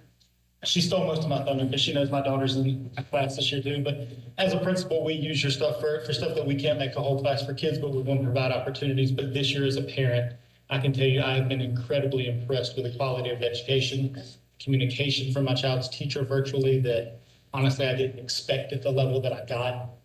So you're doing an amazing job. Thank you so very much, Tatum. Thank you so much. Thank you, Dr. Green. Superintendent. So another need that NCVPS fills, of course, is when there is not a teacher for a particular class. Mm-hmm. So for example, if I live in rural North Carolina and there is no AP physics teacher or no chemistry teacher, a principal can corral those students and provide that into that class for them through NCDPS. So we held a webinar a couple of months ago to make sure that all of our superintendents really understand the funding, the value proposition, and the logistics around NCDPS. Are you able to say whether we've had any uptick at all in usage since that time? Or do we still have some work to do? What's the hard part is that we're coming out of the pandemic, where last year was, amazingly, an abundance of enrollments. I do think that was actually for 22, 23, we call them our leverage webinar. Where Superintendent Truitt encouraged us to have some webinars, because our usual, we gear toward general audience, so we don't get into funding and some other things that are definitely more school and district leadership focused. So we had some well-attended leverage webinars where we get more weedy with the enrollment. So I think the more and more we do it, it's just a greater understanding of it, because we've realized that definitely with us, there's some legacy misunderstanding about NCBPS funding. I've heard before it's a tax and all kinds of things that, are not true. But if it's around this in the atmosphere, it is, the thought, process. So we are always working to really break down those barriers, because behind that barrier, there's a kid who we know that we can do amazing things and work and partner with you. So I think the more that we are having the conversations and enlightening and answering questions with much transparency as possible, I think it's going to help. So maybe really can't parse out this year, but I definitely think in the years to come. Thank you so much, Dr. Murphy. Thank you. Any other questions? Thank you so much. Thank you so much, Dr. Murphy. Okay, the last item today on the EICS agenda is the 2022 Accelerated Charter School Application Recommendations. If you thought that the Office of Charter Schools was sleeping just because in the past 3 months they haven't brought forth to you any schools to discuss, that is wrong. So they've been busy vetting applications that came in to the Charter School office at the end of April. These are accelerated applications, which means that they don't go through the normal process. They would open a year earlier. If they don't make it through this particular application or this recommendation, then they are not considered as a part of the regular charter school application process for the year. So this is their one time. Yes, sir. Question? When you finish. Okay. So we had 4 schools that submitted applications on time, and 3 of them have been recommended to us for approval. 1 has not been recommended for approval, and Ms. Becerra will walk you through the logistics. But before you take the podium, Chair Davis. Thank you, Ms. White. Record reflect that Lieutenant Governor has recused himself from discussion and participation on this item. Thank you. Good afternoon. So today, as Ms. White stated, this begins our application review process for the 2022 charter school application cycle. And our applications are broken into accelerated applications and standard. So the accelerated is guided by a different administrative rule, which we'll talk about in just a second. But essentially, it allows a school to speed up the planning process and start a year earlier.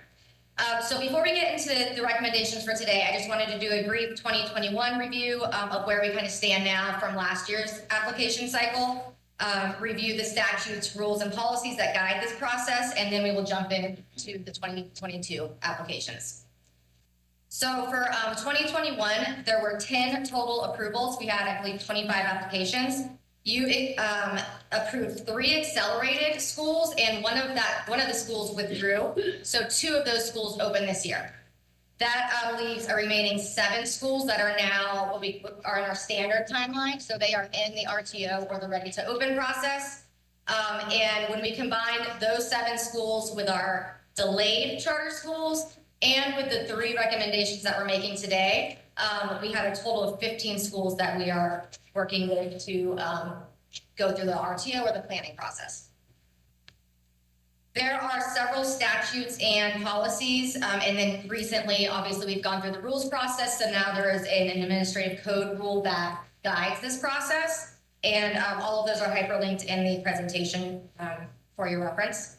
But I'm going to focus specifically on the accelerated administrative code. So again, the state board may, through this allowance, accelerate a mandatory planning year if a school meets 2 specific requirements. So the first is that they agree to participate in the planning year while the application is being reviewed, which is why the 3 recommended applications are currently in our process. And then 2, it demonstrates that there is a facility identified by the applicant that is feasible for opening on an accelerated schedule. So in the case of these 4 applications, these 4 accelerated, I did conduct facility checks on all of those, and that information has been provided for you. And then, of course, that's provided to the Charter Schools Advisory Board, who makes recommendations to this board. Once evidence of those 2 requirements are verified, then you are asked to also consider the presence or absence of 8 specific accelerated factors. And I'm not going to read them out here because I will walk through all 8 for each of the applicants. And these accelerated, factors are kind of considered throughout the process of evaluations and interviews. So looking at the evaluation, once we get an application and it is deemed ready to complete, they've met kind of the bar for evaluation, our office assigns 3 evaluators. So we have 2 external evaluators that come from a range of diverse educational and industry experience in charter schools. That is specifically what the application fee pays for. That fee comes in and it goes straight out to those evaluators. And then we have 1 staff evaluator on each application, at least 1. We also have the Exceptional Children Division, who gives an evaluation of the EC section of the application, and the Multilingual Learner staff, who gives an evaluation of that section. All of the feedback for those evaluations are in the summary feedback documents. All right, if we look at this spread of the 2022 applications, we had a total of 20 applications submitted by the end of the April deadline. At this point, 3 have withdrawn, so now we are looking at 17 total applications that we are in the process of interviewing and evaluating. Today, we are talking about the 4 accelerated applications. So if we look at the county spread for those, we have 1 in Alamance, 1 in Asheville City, 1 in Rockingham, and 1 in Union County. For all 4 of our accelerated applications, there were no LEA impact statements submitted in opposition to these applications. We do, once we receive an application, each county is notified that an application has been made for that county, and they have the opportunity to submit an LEA impact statement. These 4 applications have received all of their evaluations, and they received their capacity interviews during the September CSAB meeting. And at the end of that meeting, which is a 2-day meeting, each application had received a recommendation by the conclusion. So now what I'd like to do is walk you through each of those applications. The first one is ALA, or American Leadership Academy Monroe. The proposed county is Union County. The mission is to provide the best educational experience to as many students as possible in a moral and wholesome environment. They propose to open in year 1 with grades K to 8 with 450 students, and at capacity in year 4 they would be K to 8 with 1,100 students. They plan to provide food service through a food service provider, but also through the National School Lunch Program, which they get approved for that. They plan to have transportation in the form of bus cluster stops. They plan to use a weighted lottery, and I believe they have a 35% proposed ED population. They do have a facility. The facility has been, there has been a site visit. It is currently an operating charter school, so we did not have concerns with the ability for that school to open with an ECO, because there is already an ECO. And there is no impact statement. No, it is not a repeat application. They are partnering with an EMO, so they are partnering with Charter One. And currently there are 5 charters in the county. If we look at the specific 8 accelerated factors, the first one is a unique mission and educational program. So this school's mission and educational program focuses on a specific type of curriculum, core knowledge sequence for all the subjects. They use a Singapore math-based curriculum at Eureka Math, and their mission and their curriculum is integrated with what they call RAISE, and that is respect, accountability, integrity, service, and excellence. That is part of a curriculum that is unique to Charter 1 and is part of another kind of component of their ed program, which is a leadership class. The second component, or the second factor for your board to consider, is local, state, and national partnerships. They have partnered with the NC Coalition of Charter Schools, the NC Association of Public Charter Schools, Core Knowledge Foundation, Great Minds, Great Hearts, and Transformative Leadership, which is a program that Alex Quigley runs. The third factor is the potential for economic and educational development of the region. The school plans to employ at least 50 professionals in the county. They plan to engage in service and identify and work with the Chamber of Commerce to identify local businesses to partner with. The fourth factor is mentoring by a successful organization that has experience in created public schools. This board is obviously partnered with Charter 1, which is a management company. They operate 17 schools in Arizona and 5 currently in North Carolina. And the 5 North Carolina schools serve approximately 5,500 students this year. The next factor is obstacles to educational reform that leave chartering as an available option. In this case, this is a school that has over 1,000 interested families. It is in a fast-growing region of North Carolina and would ease burden on local systems by providing a facility for growing student population. The next factor is the commitment to work with a successful charter board, and their board is obviously working with Charter 1 as a management company, and their board has 5 board members that all have experience either working with charter schools or on boards of charter schools. The length of time the nonprofit has existed, it's existed since April 2021, and whether the proposed board previously or currently operates a successful charter school. They do not currently operate a charter school, this board. However, they are obviously partnering with a management company, and several on the board lead or work on or have been on charter boards. All right, I know that's a lot, but I wanted to make sure I got through all of those accelerated factors. Any questions on ALA Monroe? Chair Davis. Question and comment. One, you said that there's no concern about a building because the building currently houses a charter school. Correct. What will happen to that charter school when this one moves in the building? That charter school is in the process of identifying a second location, another location. So accelerating this charter school is independent on the current charter school to find a location. So essentially this one's at risk. Well, So that one identifies the location, right? The current charter school in the building cannot afford that building. So the school is, for financial reasons, is going to have to find another building.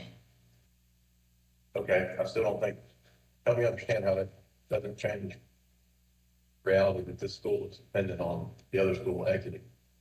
Well, it is dependent on another school exiting. The other school currently in the building is in the process of finding, they know they have to leave, and they are in the process of finding another building. So the school in peril is the one that is leaving because it cannot afford the facility. Correct. So it's leaving regardless. It's leaving regardless. And when will that school come before us to resolve their situation? The school that's leaving? Yeah.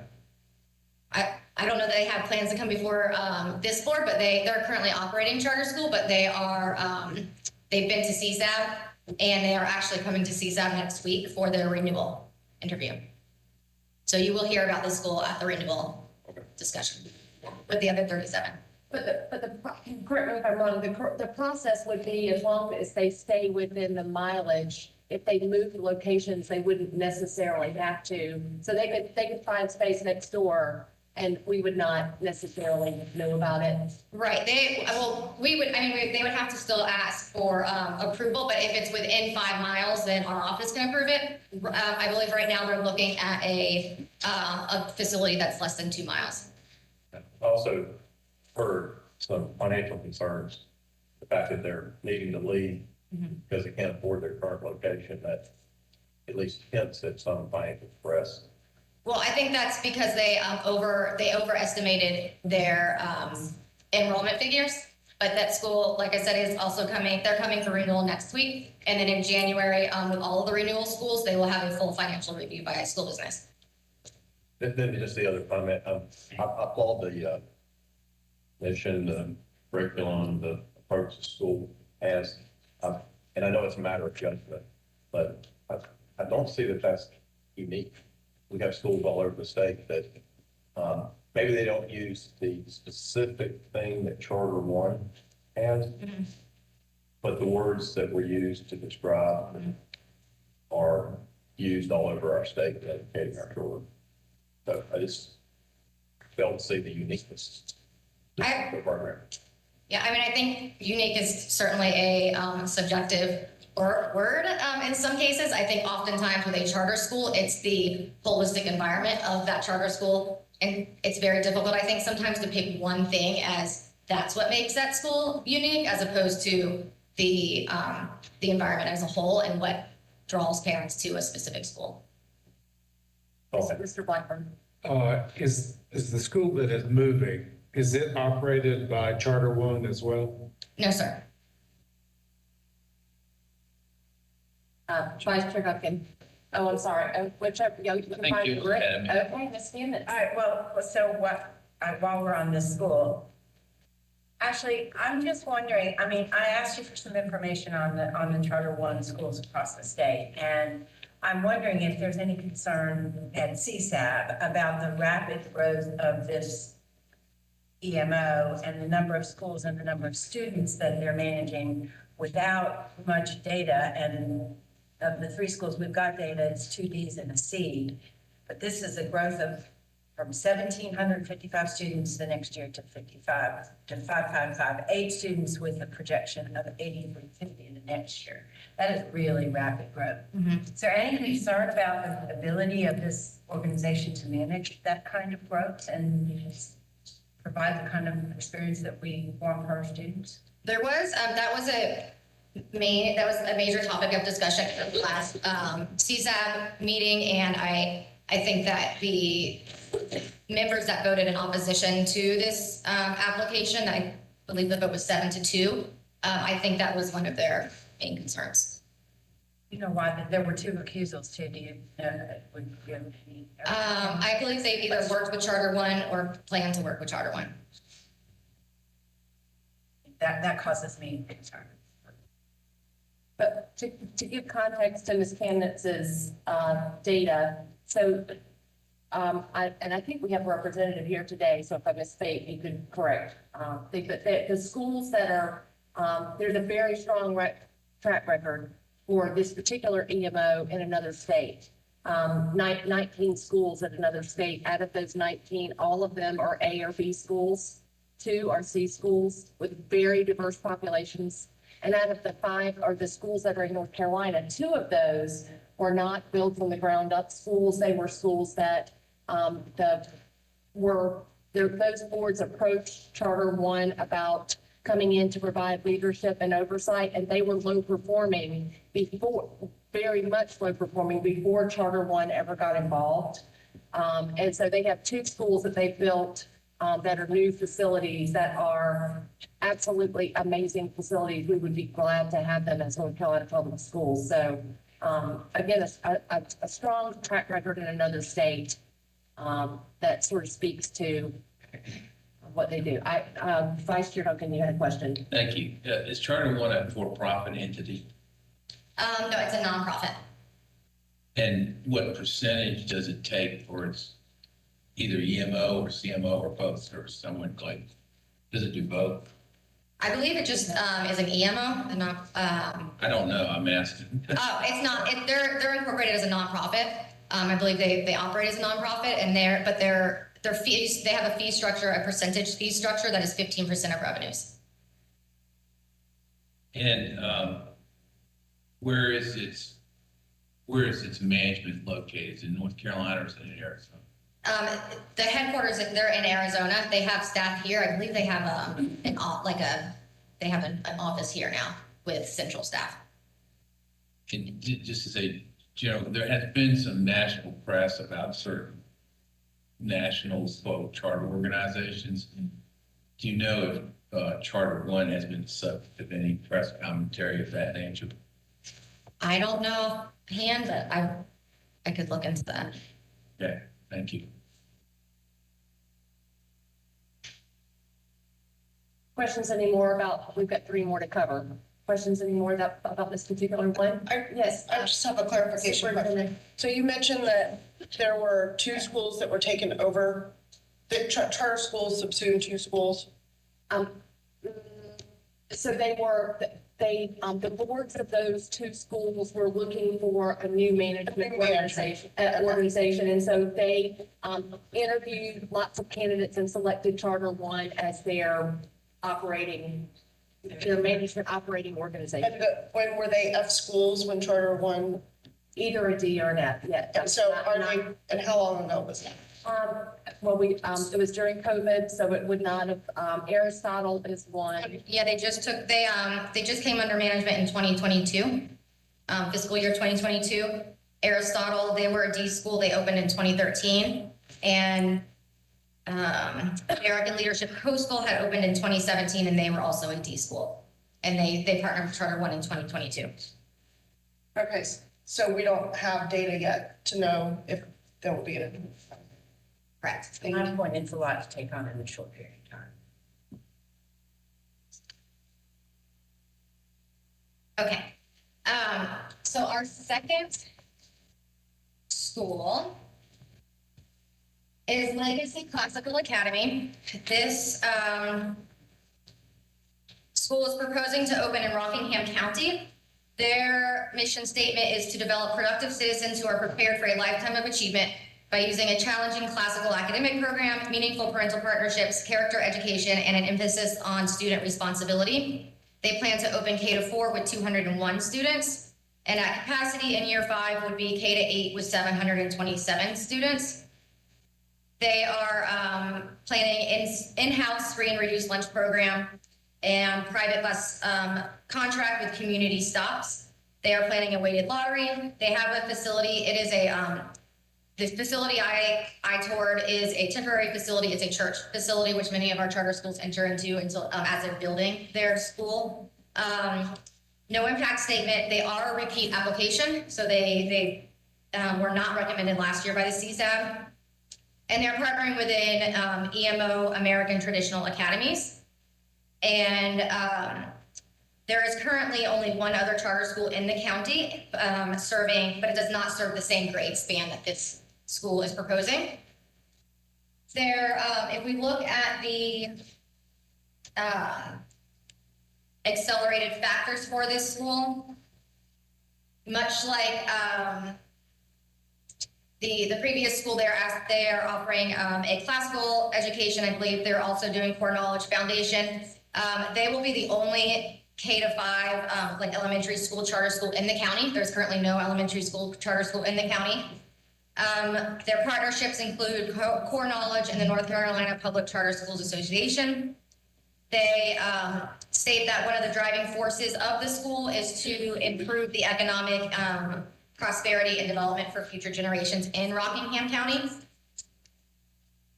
For mentoring by a successful organization, they have hired a management company, American Traditional Academies. The management company itself is a new management company. They currently do not have any schools. However, their team has extensive experience in creating charter schools and working on the boards and founding charter schools.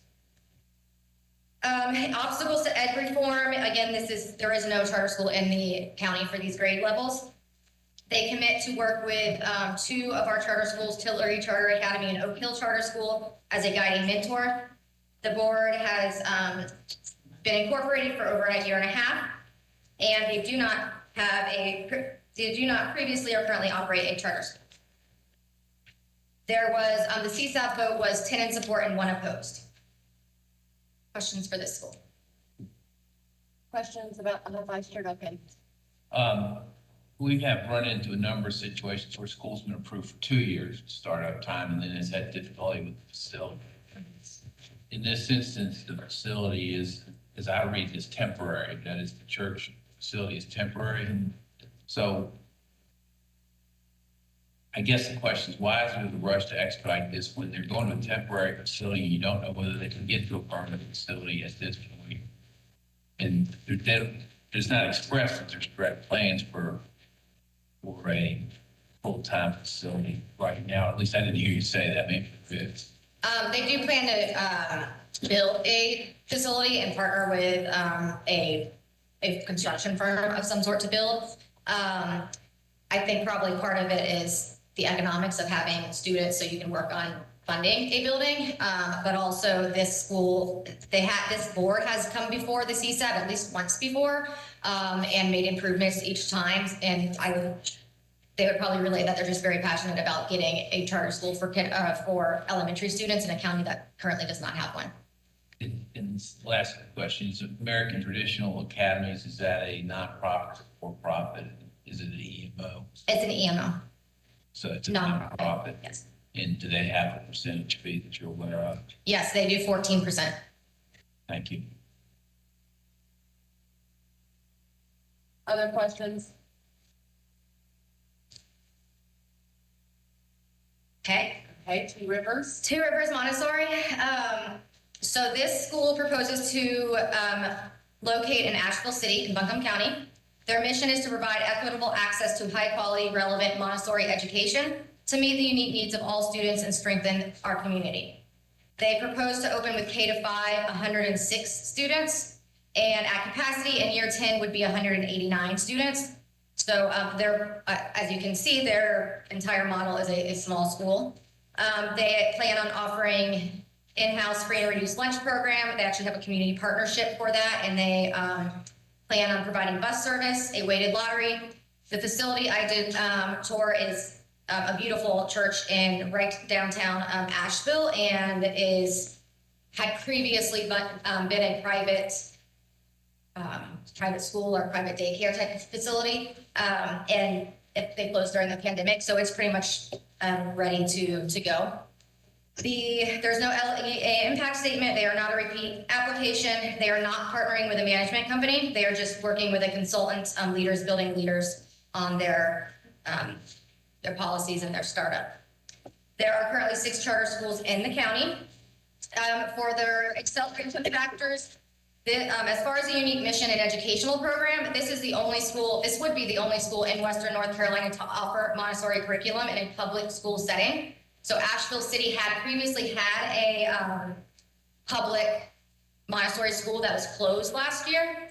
So many of the parents that had taken advantage of that school are obviously very interested in another Montessori option that is not something they have to pay for. Montessori, for those of you who are familiar with it, is unique in its approach to student learning, fostering sensory-based and self-directed learning that is connected to the standards, and also has the unique multi-age classroom format. There are, and again, there's currently no other public schools in that part of the state offering Montessori curriculum and teaching.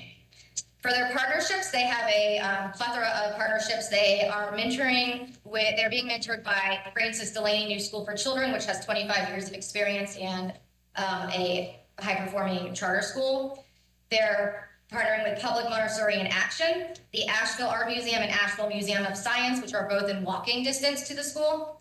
More Montessori is another Montessori charter school that is providing guidance, as well as the National Center for Montessori in the public sector and the Montessori Association of North Carolina. In terms of their potential for economic and educational development, they're committed to paying a living wage for teachers to live and work in Asheville. The area is rich in arts and experiential opportunities. They're, like I said, in the middle of downtown. The families and staff would contribute to local businesses, and they are offering a program that is not accessible to those who cannot pay for private Montessori. Mentoring by a successful organization, they again are being mentored by Montessori groups. In terms of obstacles to educational reform, Asheville Primary School, which was Asheville City's public Montessori magnet school, was closed in December of 2021, displacing hundreds of students. They have a mentor school, Francis Delaney New School for Children.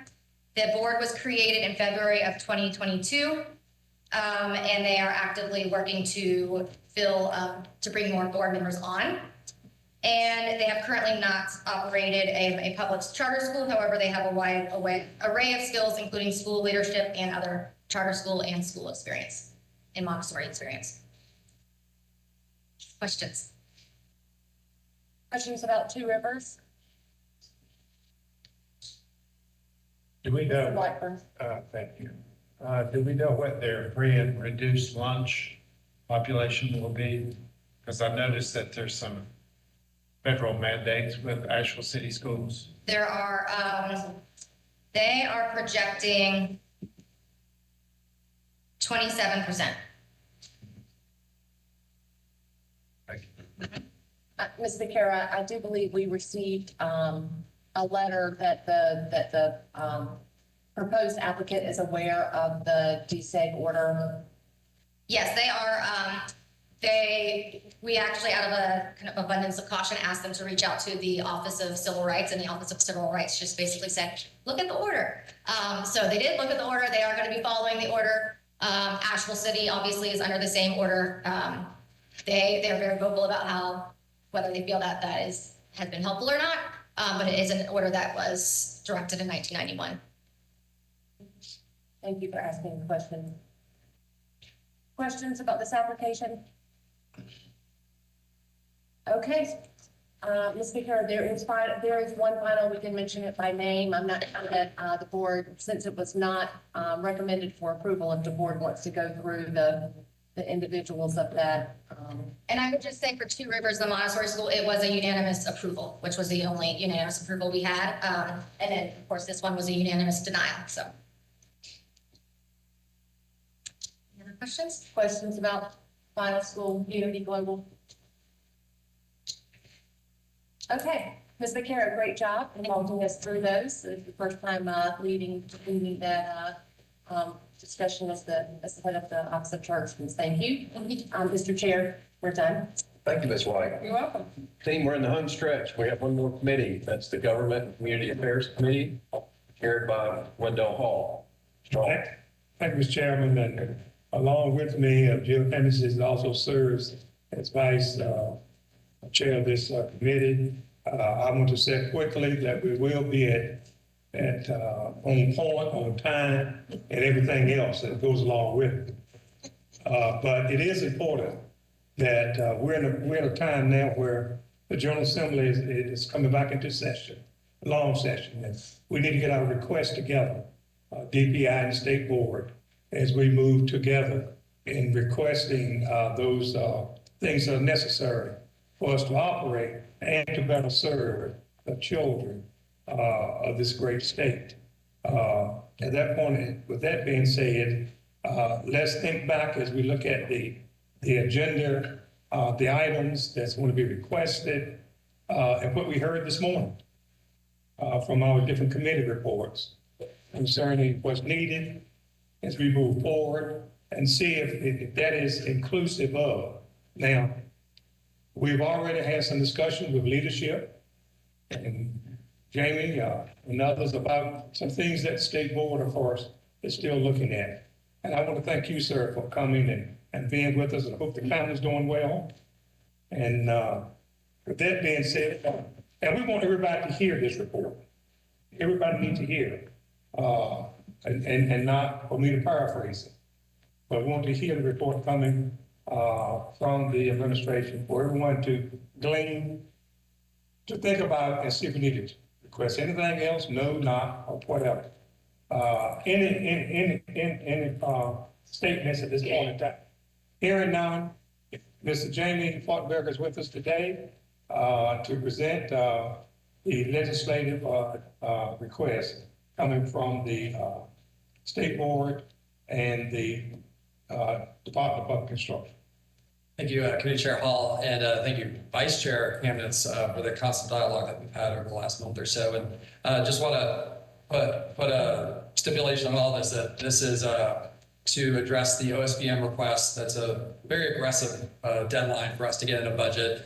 We know that the General Assembly really doesn't start these conversations until February, March-ish. So there will be things that will probably be tweaked and added and finessed throughout there, but we do want to highlight the very specific things that are coming out of the department and the superintendent, as well as from the Committee on Government Affairs.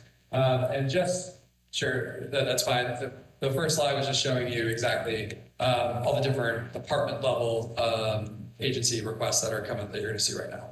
So first off, with digital learning, teaching and learning, I'm going to go through these. If you want me to stop on a very specific one, I will. On ones that need more explaining, I'll do that. The first two, the Ewers, the Power School, there's multiple requests with this, but this is just what the cost of what the SIS, Student Information System, will cost us, the additional funds.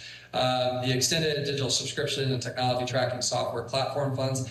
This was actually a provision that was given to us with federal money to help us as a state track every single kind of digital contract that's out there and look at the usage rate as well, so we know what we're getting for our bang for our buck. This contract is working its way through DIT. Hopefully we see an RFP soon, but this is one-time funding, and I think we all agree at the department, and I think the board agrees as well, is we'd like to know what the usage rate of the money is that we're spending on items. So that way we can tell a county, hey, you are using company X, and only 5% of your schools are using it, but you're spending $3 million on this. Is there a better way to use these funds?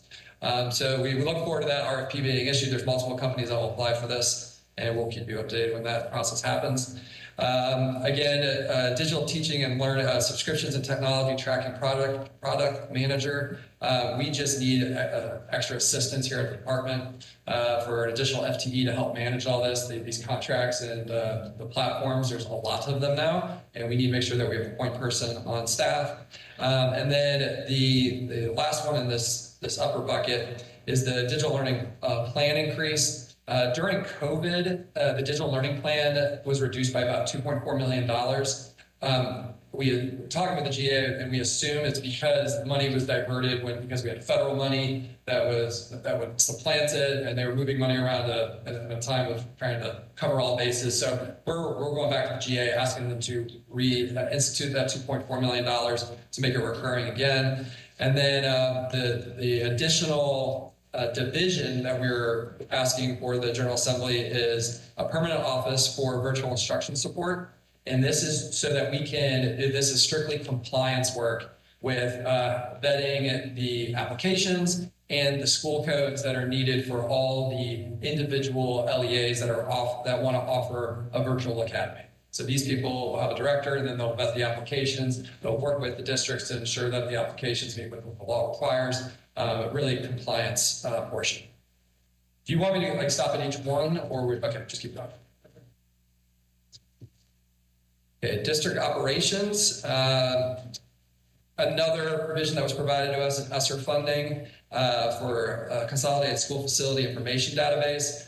This one is also working its way through DIT, and hopefully we have this RFP soon as well. But this allows us and the state to know what type of contracts and bonding is happening at the local level with county commissioners as it relates to building of schools and school facilities. We feel like this is, I think it was about $1 million that the General Assembly gave to DPI to set up this RFP, and we are looking for $250,000 recurring because we think our division, led by Dr. Harvey, thinks that this is what's going to cost recurring to keep it going, and we don't want to let a useful resource like this go just be a one-time thing. Secondly, this is the student copay. This board really advocated, as I believe, $3.9 million last session, during the short session, to eliminate the copay for reduced price meals. We're only asking this for the next fiscal year, just because we don't know what inflation costs are going to be, or what the cost of food will be, or what the state of the economy will be, and we'll have those conversations during the short session. But for the long session, we'll be requesting that it be bumped up to $5.28 million. Next one, Tim's writing contract, that's just the additional costs that are needed. And then district operations, talking with especially our exceptional children division. We do not have somebody on staff right now to go around the state and ensure that proper compliance is being done for districts that want and need the assistance for ensuring that buses and other school transportation are a viable option for those students. So this person will be designated to that to give support to districts to make sure they're in compliance with state and federal law. Before you leave that, any questions for the district and nutrition operations? It's been presented. Hearing none, continue, sir. I'm sorry, I didn't see that. Why, I think I heard what you said, but why would we not push for recurring on the, well, I'm just asking, the board has expressed very strong support to make sure our children get fed. And whatever inflation factors or food inflation factors factor in, there's still going to be this issue. So would this not be a logical time to fight for recurring as opposed to a one-time non-recurring? We've actually had those conversations too. I believe the rationale is it's an ever-changing number. It fluctuates. And so it allows us to continue those conversations with the General Assembly each cycle, and then advocate for the dollar amount that is necessary rather than just saying 3 million and then saying, coming back 1 year and going, oh, we need extra 2. We only need 2.5 million this year, so subtract 500,000. So it allows us to have those ongoing conversations about to make sure that it's the exact number that are close to it. One quick question on the same thing, and Dr. Costanza, the one to respond to this. If the legislation that we discussed on Tuesday relating to child nutrition was successful, would that affect the amount that we'd be asking for in this item? It would. We should keep that. This number could, talk with Dr. Harvey, this, again, we're very early and this is for 7 months from now, school year. And so this number could go up, it could go down, but that's the number that we feel comfortable with right now presenting to OSB. Anyone else? Sure.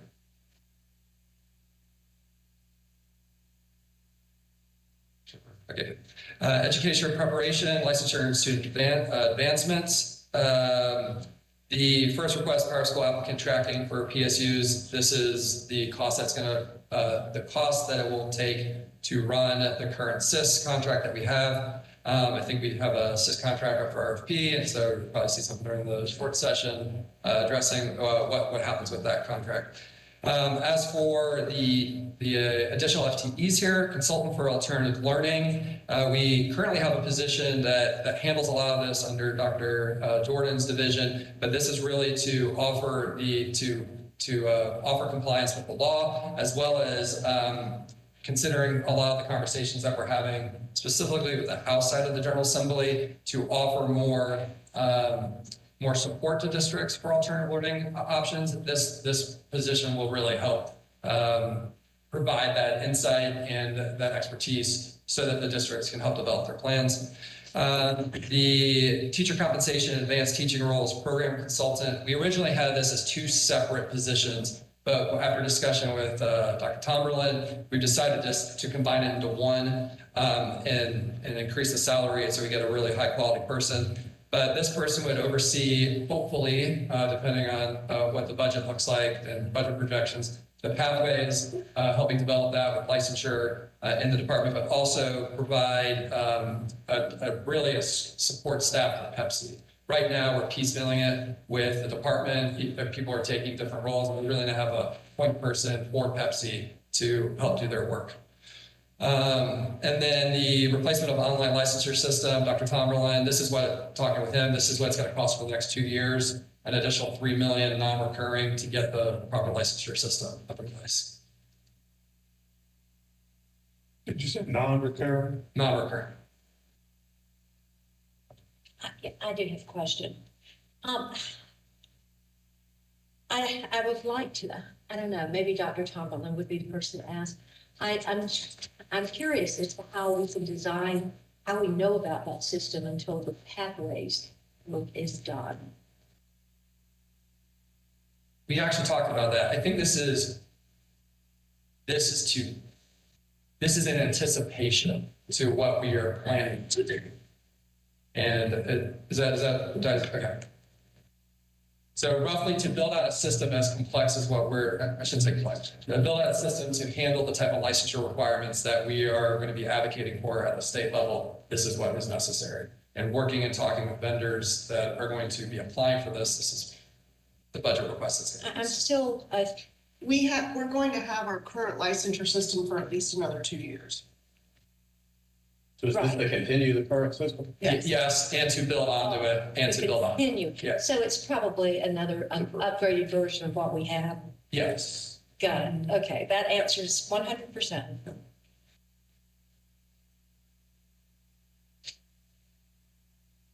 All right, advanced early academic standards. Let's see, then we threw a CT here as well. So the first provision, pre-K early literacy assessment, this is to ensure that all pre-K schools in the state are taking the exact same exam, entrance exam, so that our kindergarten teachers know what's happening with their students as they enter.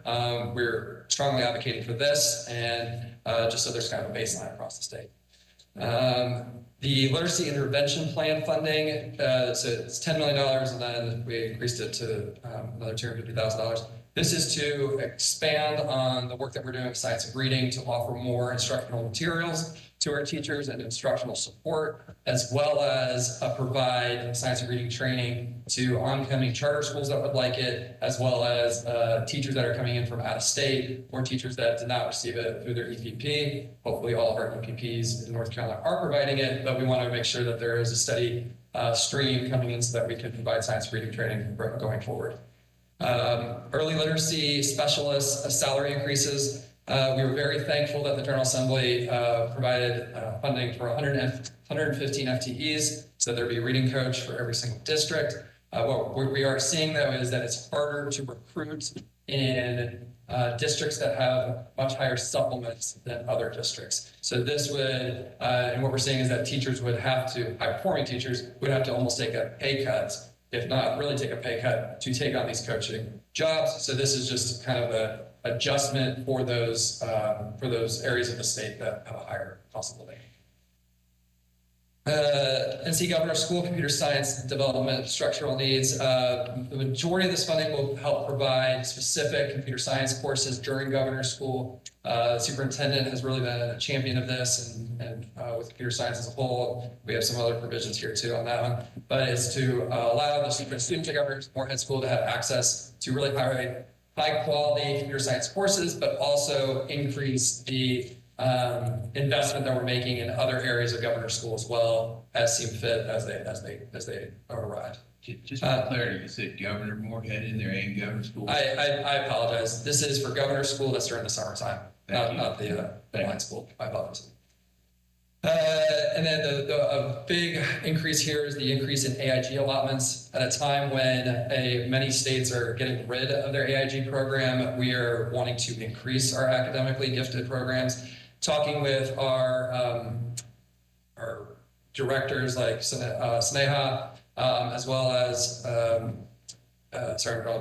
Alexis, we have not seen an increase in the AIG funding in over 25 years. And so what this request is getting the AIG percentage from 4% to 8%. So that way we can ensure that additional services are provided to the academically gifted. And we are looking at this also as this is about 8 to 10% of the student population that hasn't seen an increase in multiple decades. Next, speaking with the curriculum team and standards team, economics and personal finance is a graduation requirement that looks like it's here to stay. And while the General Assembly did appropriate over $1 million to train all the teachers now, this is for the turnover for teachers so that we can ensure that we have professional development going forward for years to come. This is sent to the department. The department will either do it through NCAD or through a third party, but that is to ensure that we have the proper economics, personal finance, professional development. And then for CTE, the second round of computer science PD for middle and high schoolers. Specifically with computer science, the state board and DPI presented a plan to ensure that there is a middle school and high school, a qualified teacher in every middle and high school by the year 2025. And so we needed $5 million to do that. The General Assembly said, all right, we're giving you half of it, do it over year. So we got the first $2.5 million to train those teachers. We're ramping that up. And so to train the additional teachers, we need the extra $2.5 million. So that's what that's there. And then the CTE, Career Development Plan app. This is really contingent on if the General Assembly funds the careers.org website platform that is run through Commerce. I'll talk about that in a minute. But what we're looking at here is to have multiple product approach. We'd like to see career development coordinators in as many middle school and high schools. And this app would be available for parents to access so that they can kind of track what their children need throughout high school to attain the goals of their post-secondary or their jobs once they graduate. And more on that one, but that's kind of a placeholder right now until we can ensure, because this is all based on whether or not careers.org gets funded and has recurring funding to Commerce. All right, for charter schools. We are very thankful that the General Assembly provided additional 2 FTEs for our Office of Charter Schools. As we discussed last budget cycle, the Office of Charter School had not seen an increase in FTE since the cap was lifted. So we've more than doubled the amount of schools. And then we got those 2 additional, and and we're hiring those individuals right now. But what we're seeing is that the demand on our director and the staff there is we really do need an assistant director to kind of help shoulder that burden. And so we would be advocating for an assistant director at the department to help out Ashley, whoever proceeds her years to come. These are different divisions, but they benefit charter schools. So that's why they're in the charter school bucket. Redo Achieve Charter School Coordinator. Many more charter schools are starting to take advantage of this opportunity, and if we need additional support, Amy Ryan's division can only do so much, and we need to provide additional support for her so that charter schools have the people at DPI to assist them. And then regional bus inspectors expansion. This is coming from district operations, but this FTE is for charter schools to ensure that they have safe modes of transportation and that their buses are monitored and the vans that they're using. So that way we can ensure that our children in all public schools are safe. And right now we do not have that capability through the Office of Charter Schools. Financial business services, additional staffing is needed with additional staffing with comparable salaries for the private sector is what's needed for Alexis's division. We will be, I can get into the specifics if you want. Hold on one second.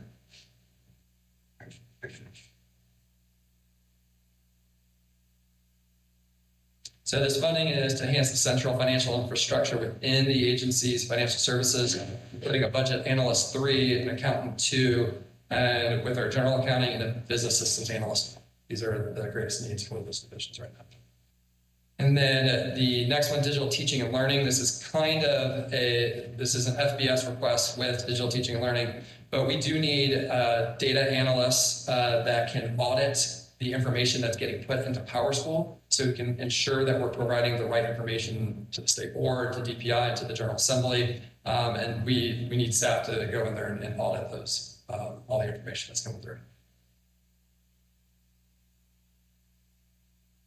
Okay, OLR. We are advocating that this become a permanent division at the department. I think that the General Assembly has seen the great bang for its buck with using federal money for this, and we need to ensure that once the federal money runs out in September of 2024, that we continue to fund these positions and the work that they're doing. I think as you all can see, especially with the partnership that we have that was announced this morning with you all, is that we are really branching out to stakeholders across the state to ensure that we get the data that we need to drive decisions in the state and ensure that the right information gets to the General Assembly and to you, the state board. Next one, we're calling this promising practices grants, but it's not really part of the promising practices section of OLR. This is more of a conversation starter to have with the General Assembly, and that specifically with when we testified at GovOps, a lot of the members were very concerned about the level of spending at the local level, that they weren't drawing down their funds, and many people still understand that we cannot direct how the locals spend their 90%. So talking with the department and tossing around ideas with OLR, what we're proposing is a $40 million kind of grant that sits there that will be either like a 1-to-1 or 2-to-1 match from the districts, where they can access state funds that utilize their federal funds, that do projects like bridge academies, summer school, robotics, you name it, anything that's been working at the state level that's been run through us, that we continue these programs and show the General Assembly also what the interest is with the districts on initiatives that have been run through the state. And then the next one is the Professional Development Fund for High Impact Teaching. What this is, we do not provide professional development for teachers in the state unless it's for compliance purposes, like economics, personal finance, or letters training. So what the superintendent would really like to do is have a fund that would be for high impact teaching PD, classroom management, data-driven instruction, rigorous and relevant learning, formative and summative assessment, and provide this professional development that many in the business world get, that's ongoing, that's not just the compliance work that they have to do. And we'd really like to utilize the NCAT campuses to do this, or do it regionally at campuses, but we'd like to have a fund for teachers to have professional development that it actually will benefit them in the classroom above and beyond what their normal teaching is. So other agency and district level support. These are items that are not directly in the state board DPI purview, but do impact public education in the state. So obviously, career pathways, teacher license, well, teacher licensure forms us, but the overall payment plan of what we are going forward with, we are still to be determined on that. We probably need to see budget projections that come out on whether what gets proposed to the General Assembly. But we will need an FTE with that. I already covered that one above. The next budget request title that should be updated after conversations with the state board is we'd like to offer $100 million in grants for school nurses or social workers for Tier 1 and Tier 2 schools. We are taking this $100 million because there are currently right now with Tier 1 and Tier 2 schools, there's about 1,000 vacancies. I should say vacancies. There's 1,000 positions of schools that don't have a position, sorry. So for nurses, but also we understand that some districts want to prioritize a social worker instead of a nurse. So we are going to advocate that the grant be allowed, that they work with us and DHHS to get those positions in their schools. And the reason why we're not doing an allotment is right now that's how we do it. And some schools prioritize nurses and social workers, some do not. And so we want to make sure that if we're actually advocating for school nurses and social workers, that that's actually gets hired. The new EC funding formula, Dr. Sherry Thomas actually presented on this, I think last month at the General Assembly at JLOC. They know that we will not have the funding for this until probably February or March, so that's why it's a TBD. But we do anticipate that the legislature will try to tackle this issue of how we fund EC throughout the state. Already discussed about careers.org. That's a Department of Commerce request.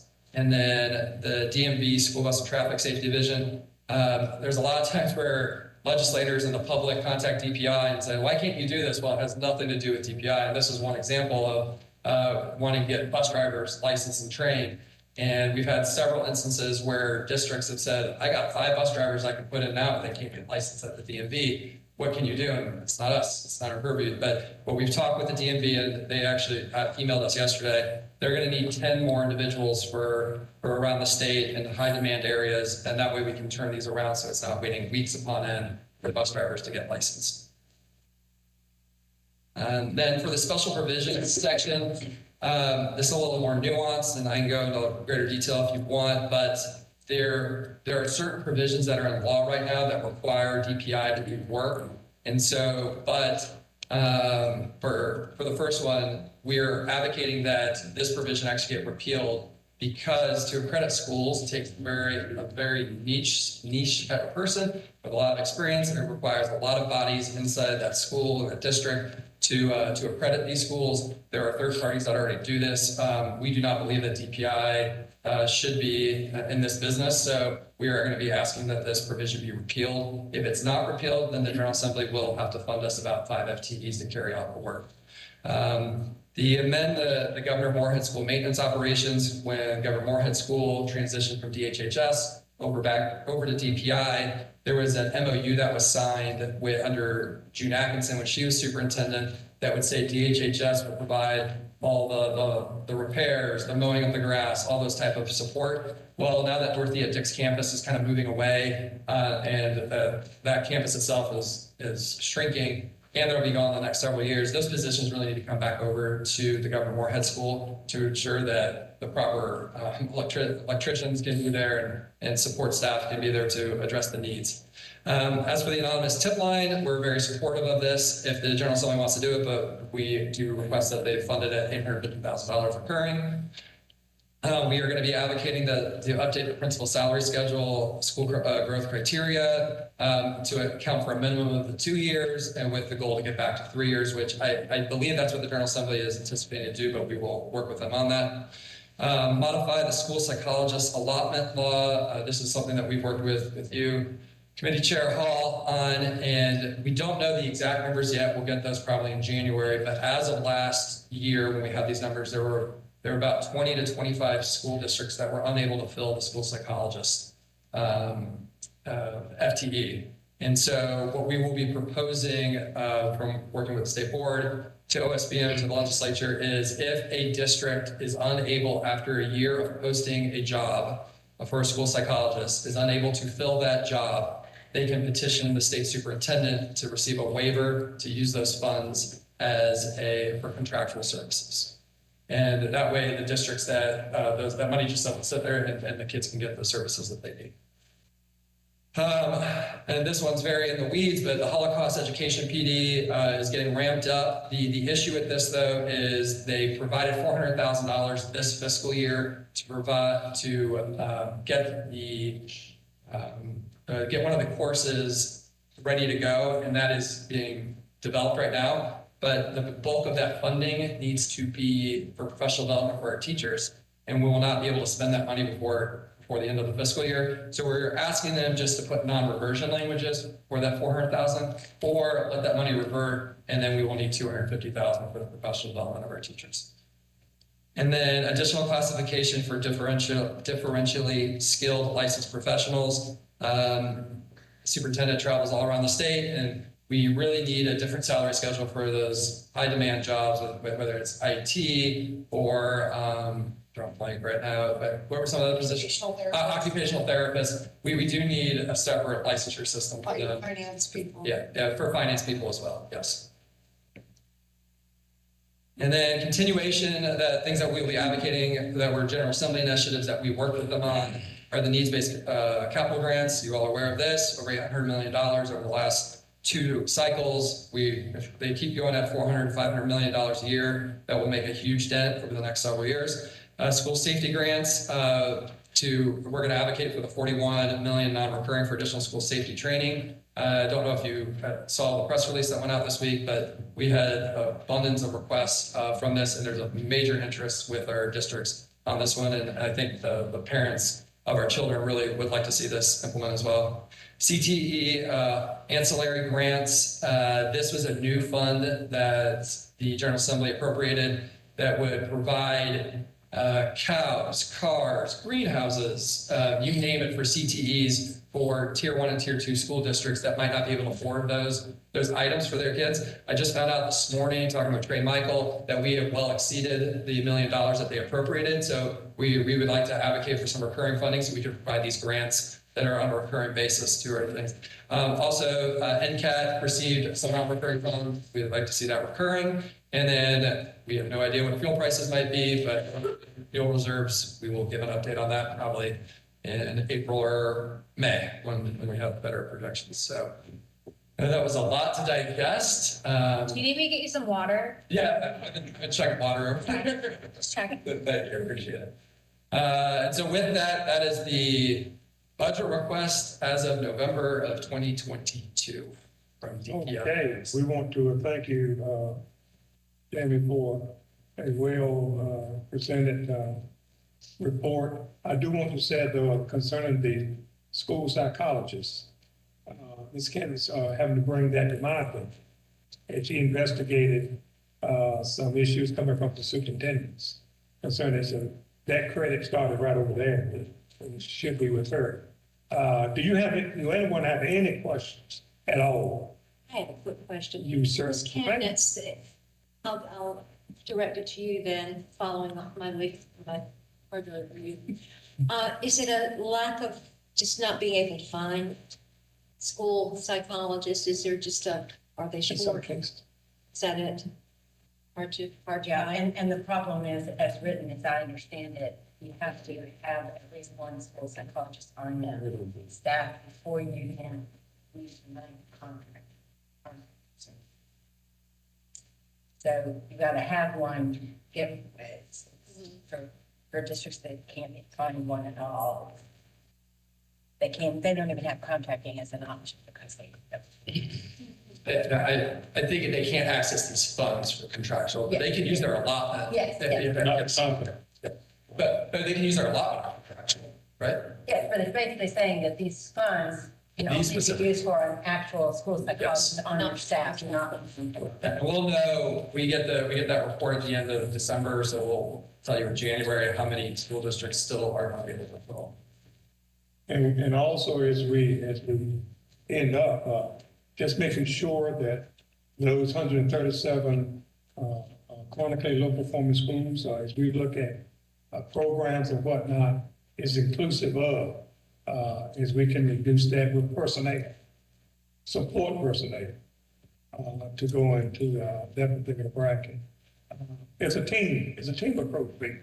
We've got to work together with this thing and work ourselves out of this. And, I'll be glad to hear today, but we won't have to talk about the pandemic. The pandemic, there's a pandemic. The day will come if we work together and work smart and support our teachers and administrators out there who are on the firing line each and every day. And they're doing a great, great job. The safety issue is something that we're going to have to live with out there for a long time. And hopefully the General Assembly would notice that and continue to fund. And I have to say this, those capital improvement grants has been a lifesaver to a lot of schools districts.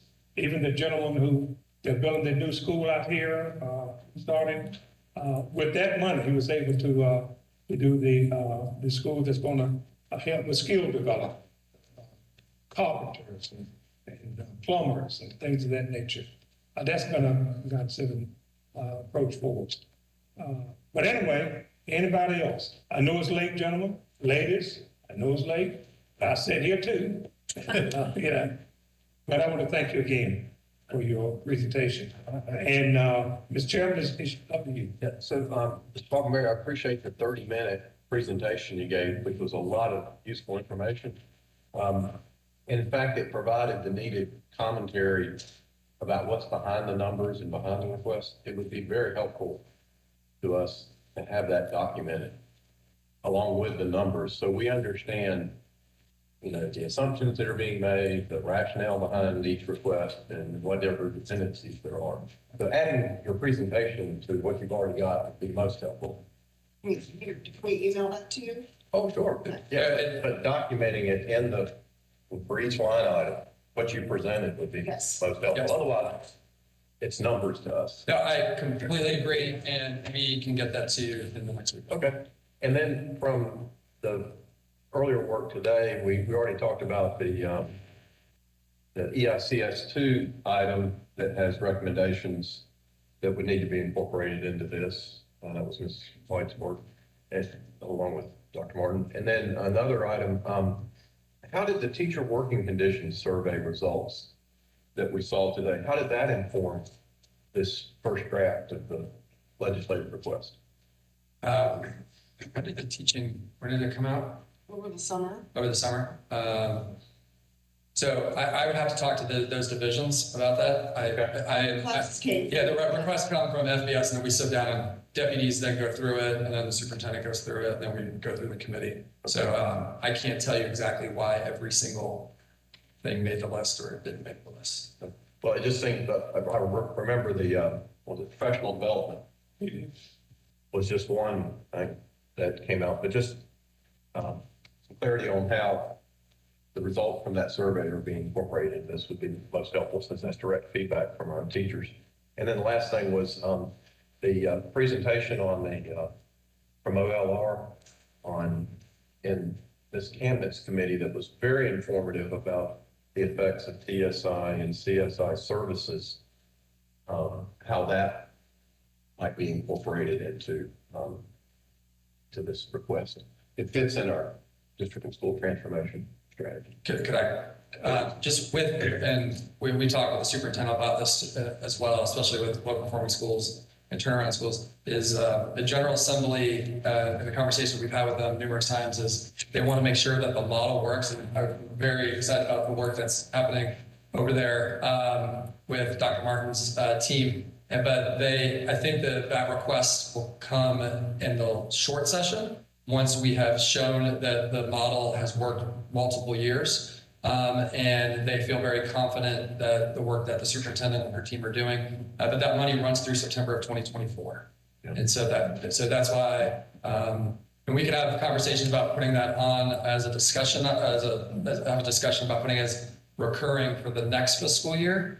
But I think with just talks with General Assembly is like, we want to have that conversation once we can see the data over multiple years. Yeah, I just think the presentation that we got this morning was at least convincing to me that TSI and CSI services are having an impact. And those are already funded federally. yeah, exactly. Yeah. And so that's proof positive that approach works. Yeah. We also had some schools leave low performing status, quite a few. As I recall, it was around 50 or 40 or 50 cents. Well, and again, let's remember that we're defining low performing in a very narrow way. And so I don't know that we can say that we reject a large part of that. You know, we're rejecting that formula, but then using that to say, well, these schools are low performing, and so they need extra help. I mean, there has to be a balance of how we're going to determine, and also right now the law doesn't require schools to accept our help. That's also something that we need to fix. We have schools that we've said, can we come in and do X, and they say no. So we've got some work to do on the model, and we need to see what of TSI and CSI can be replicated. I mean, it's very early in the conversation. Thank you, sir. I'm sorry. Yes, ma'am. Prolong. I do have another question about the licensure. Right. The items in the budget about owner licensure. Would that be to fund the current system, and would that have to go out for bids, or are we talking about redesigning? I need to know about that a little bit. Yeah. So the licensure RFP has been canceled because that's something that Dr. Tomolo needs to present about. But it has to do with the fact that the specs were not written correctly when the RFP went out. So we've rewritten the RFP. Okay. It does. Okay. It does. Mr. Chairman, I'll give it back to you. Perfect. I'm sorry, sir. Ms. Kempson, anything else? I saw you looking at it. Mr. Chairman? No, good. Thank you, Mr. Falconer. Thank you, Mr. Paul. Okay, team, that brings us to our voting on meeting minutes, action on first reading, action and consent agenda items, these consent agenda items that you know are relatively simple and or relatively not complex, and you've seen them for some time. We will remove SLA 5 from consideration today, and we will vote separately on the initial professional license in ES&P, well, just the initial professional license, we'll vote separately on that one. Okay. So with those as context, I now seek a motion to approve the following: the October 5th, 2022 and October 6th, 2022 meeting minutes, SLA 1 and 2 and 4, 6, and 7, ES&P 1 and 4 and 5, HRS 1, EICS 1 through 5, BizOp 1 through 4 and 6 through 7, the textbook commission recommendations that were contained in SLA 1, right, and the limited license approval request that we considered and last evening. Is there a motion to that effect? Mr. Hall, is there a second? Lieutenant Governor, any discussion on that motion? Hearing none, Dr. Petrie Martin. Dr. Oxendine. Yes. Mrs. Chemnitz. Yes. Mr. Keenan. Yes. Mr. Hall. Yes. Dr. Tipton Rogers. Yes. Mrs. White. Yes. Mr. Blackburn. Yes. Mr. Ford. Treasurer Falwell. Lieutenant Governor Robinson. Yes. Vice Chair Duncan. Yes. Chair Davis. Yes, motion carries. Now I seek a motion to approve the initial professional license request that we discussed in closed session. I move. Second. That was motion by Ms. Camden, second by Mr. Blackburn. Any discussion on this item? Hearing none, Dr. Petrie Martin. Dr. Oxendine. No. Mrs. Chemnitz. Yes. Mr. Keenan. Yes.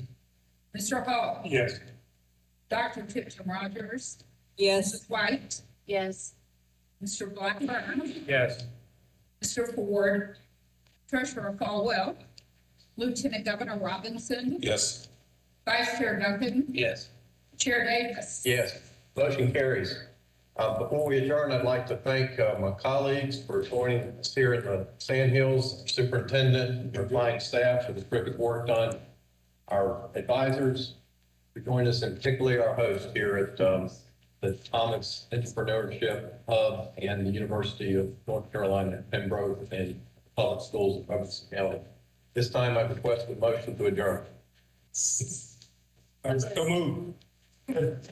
Motion by Mr. Hall, second by Lieutenant Governor Dr. Petrie Martin. Dr. Oxendine. Yes, and come again. Mrs. Chemnitz. Yes. Mr. Keenan. Yes. Mr. Hall. Yes. Dr. Tipton Rogers. Yes. Mrs. White. Yes. Mr. Blackburn. Yes. Mr. Ford. Treasurer Falwell. Lieutenant Governor Robinson. Yes. Vice Chair Duncan. Yes. Chair Davis. Yes, we are adjourned. See you in December. See you, Michelle.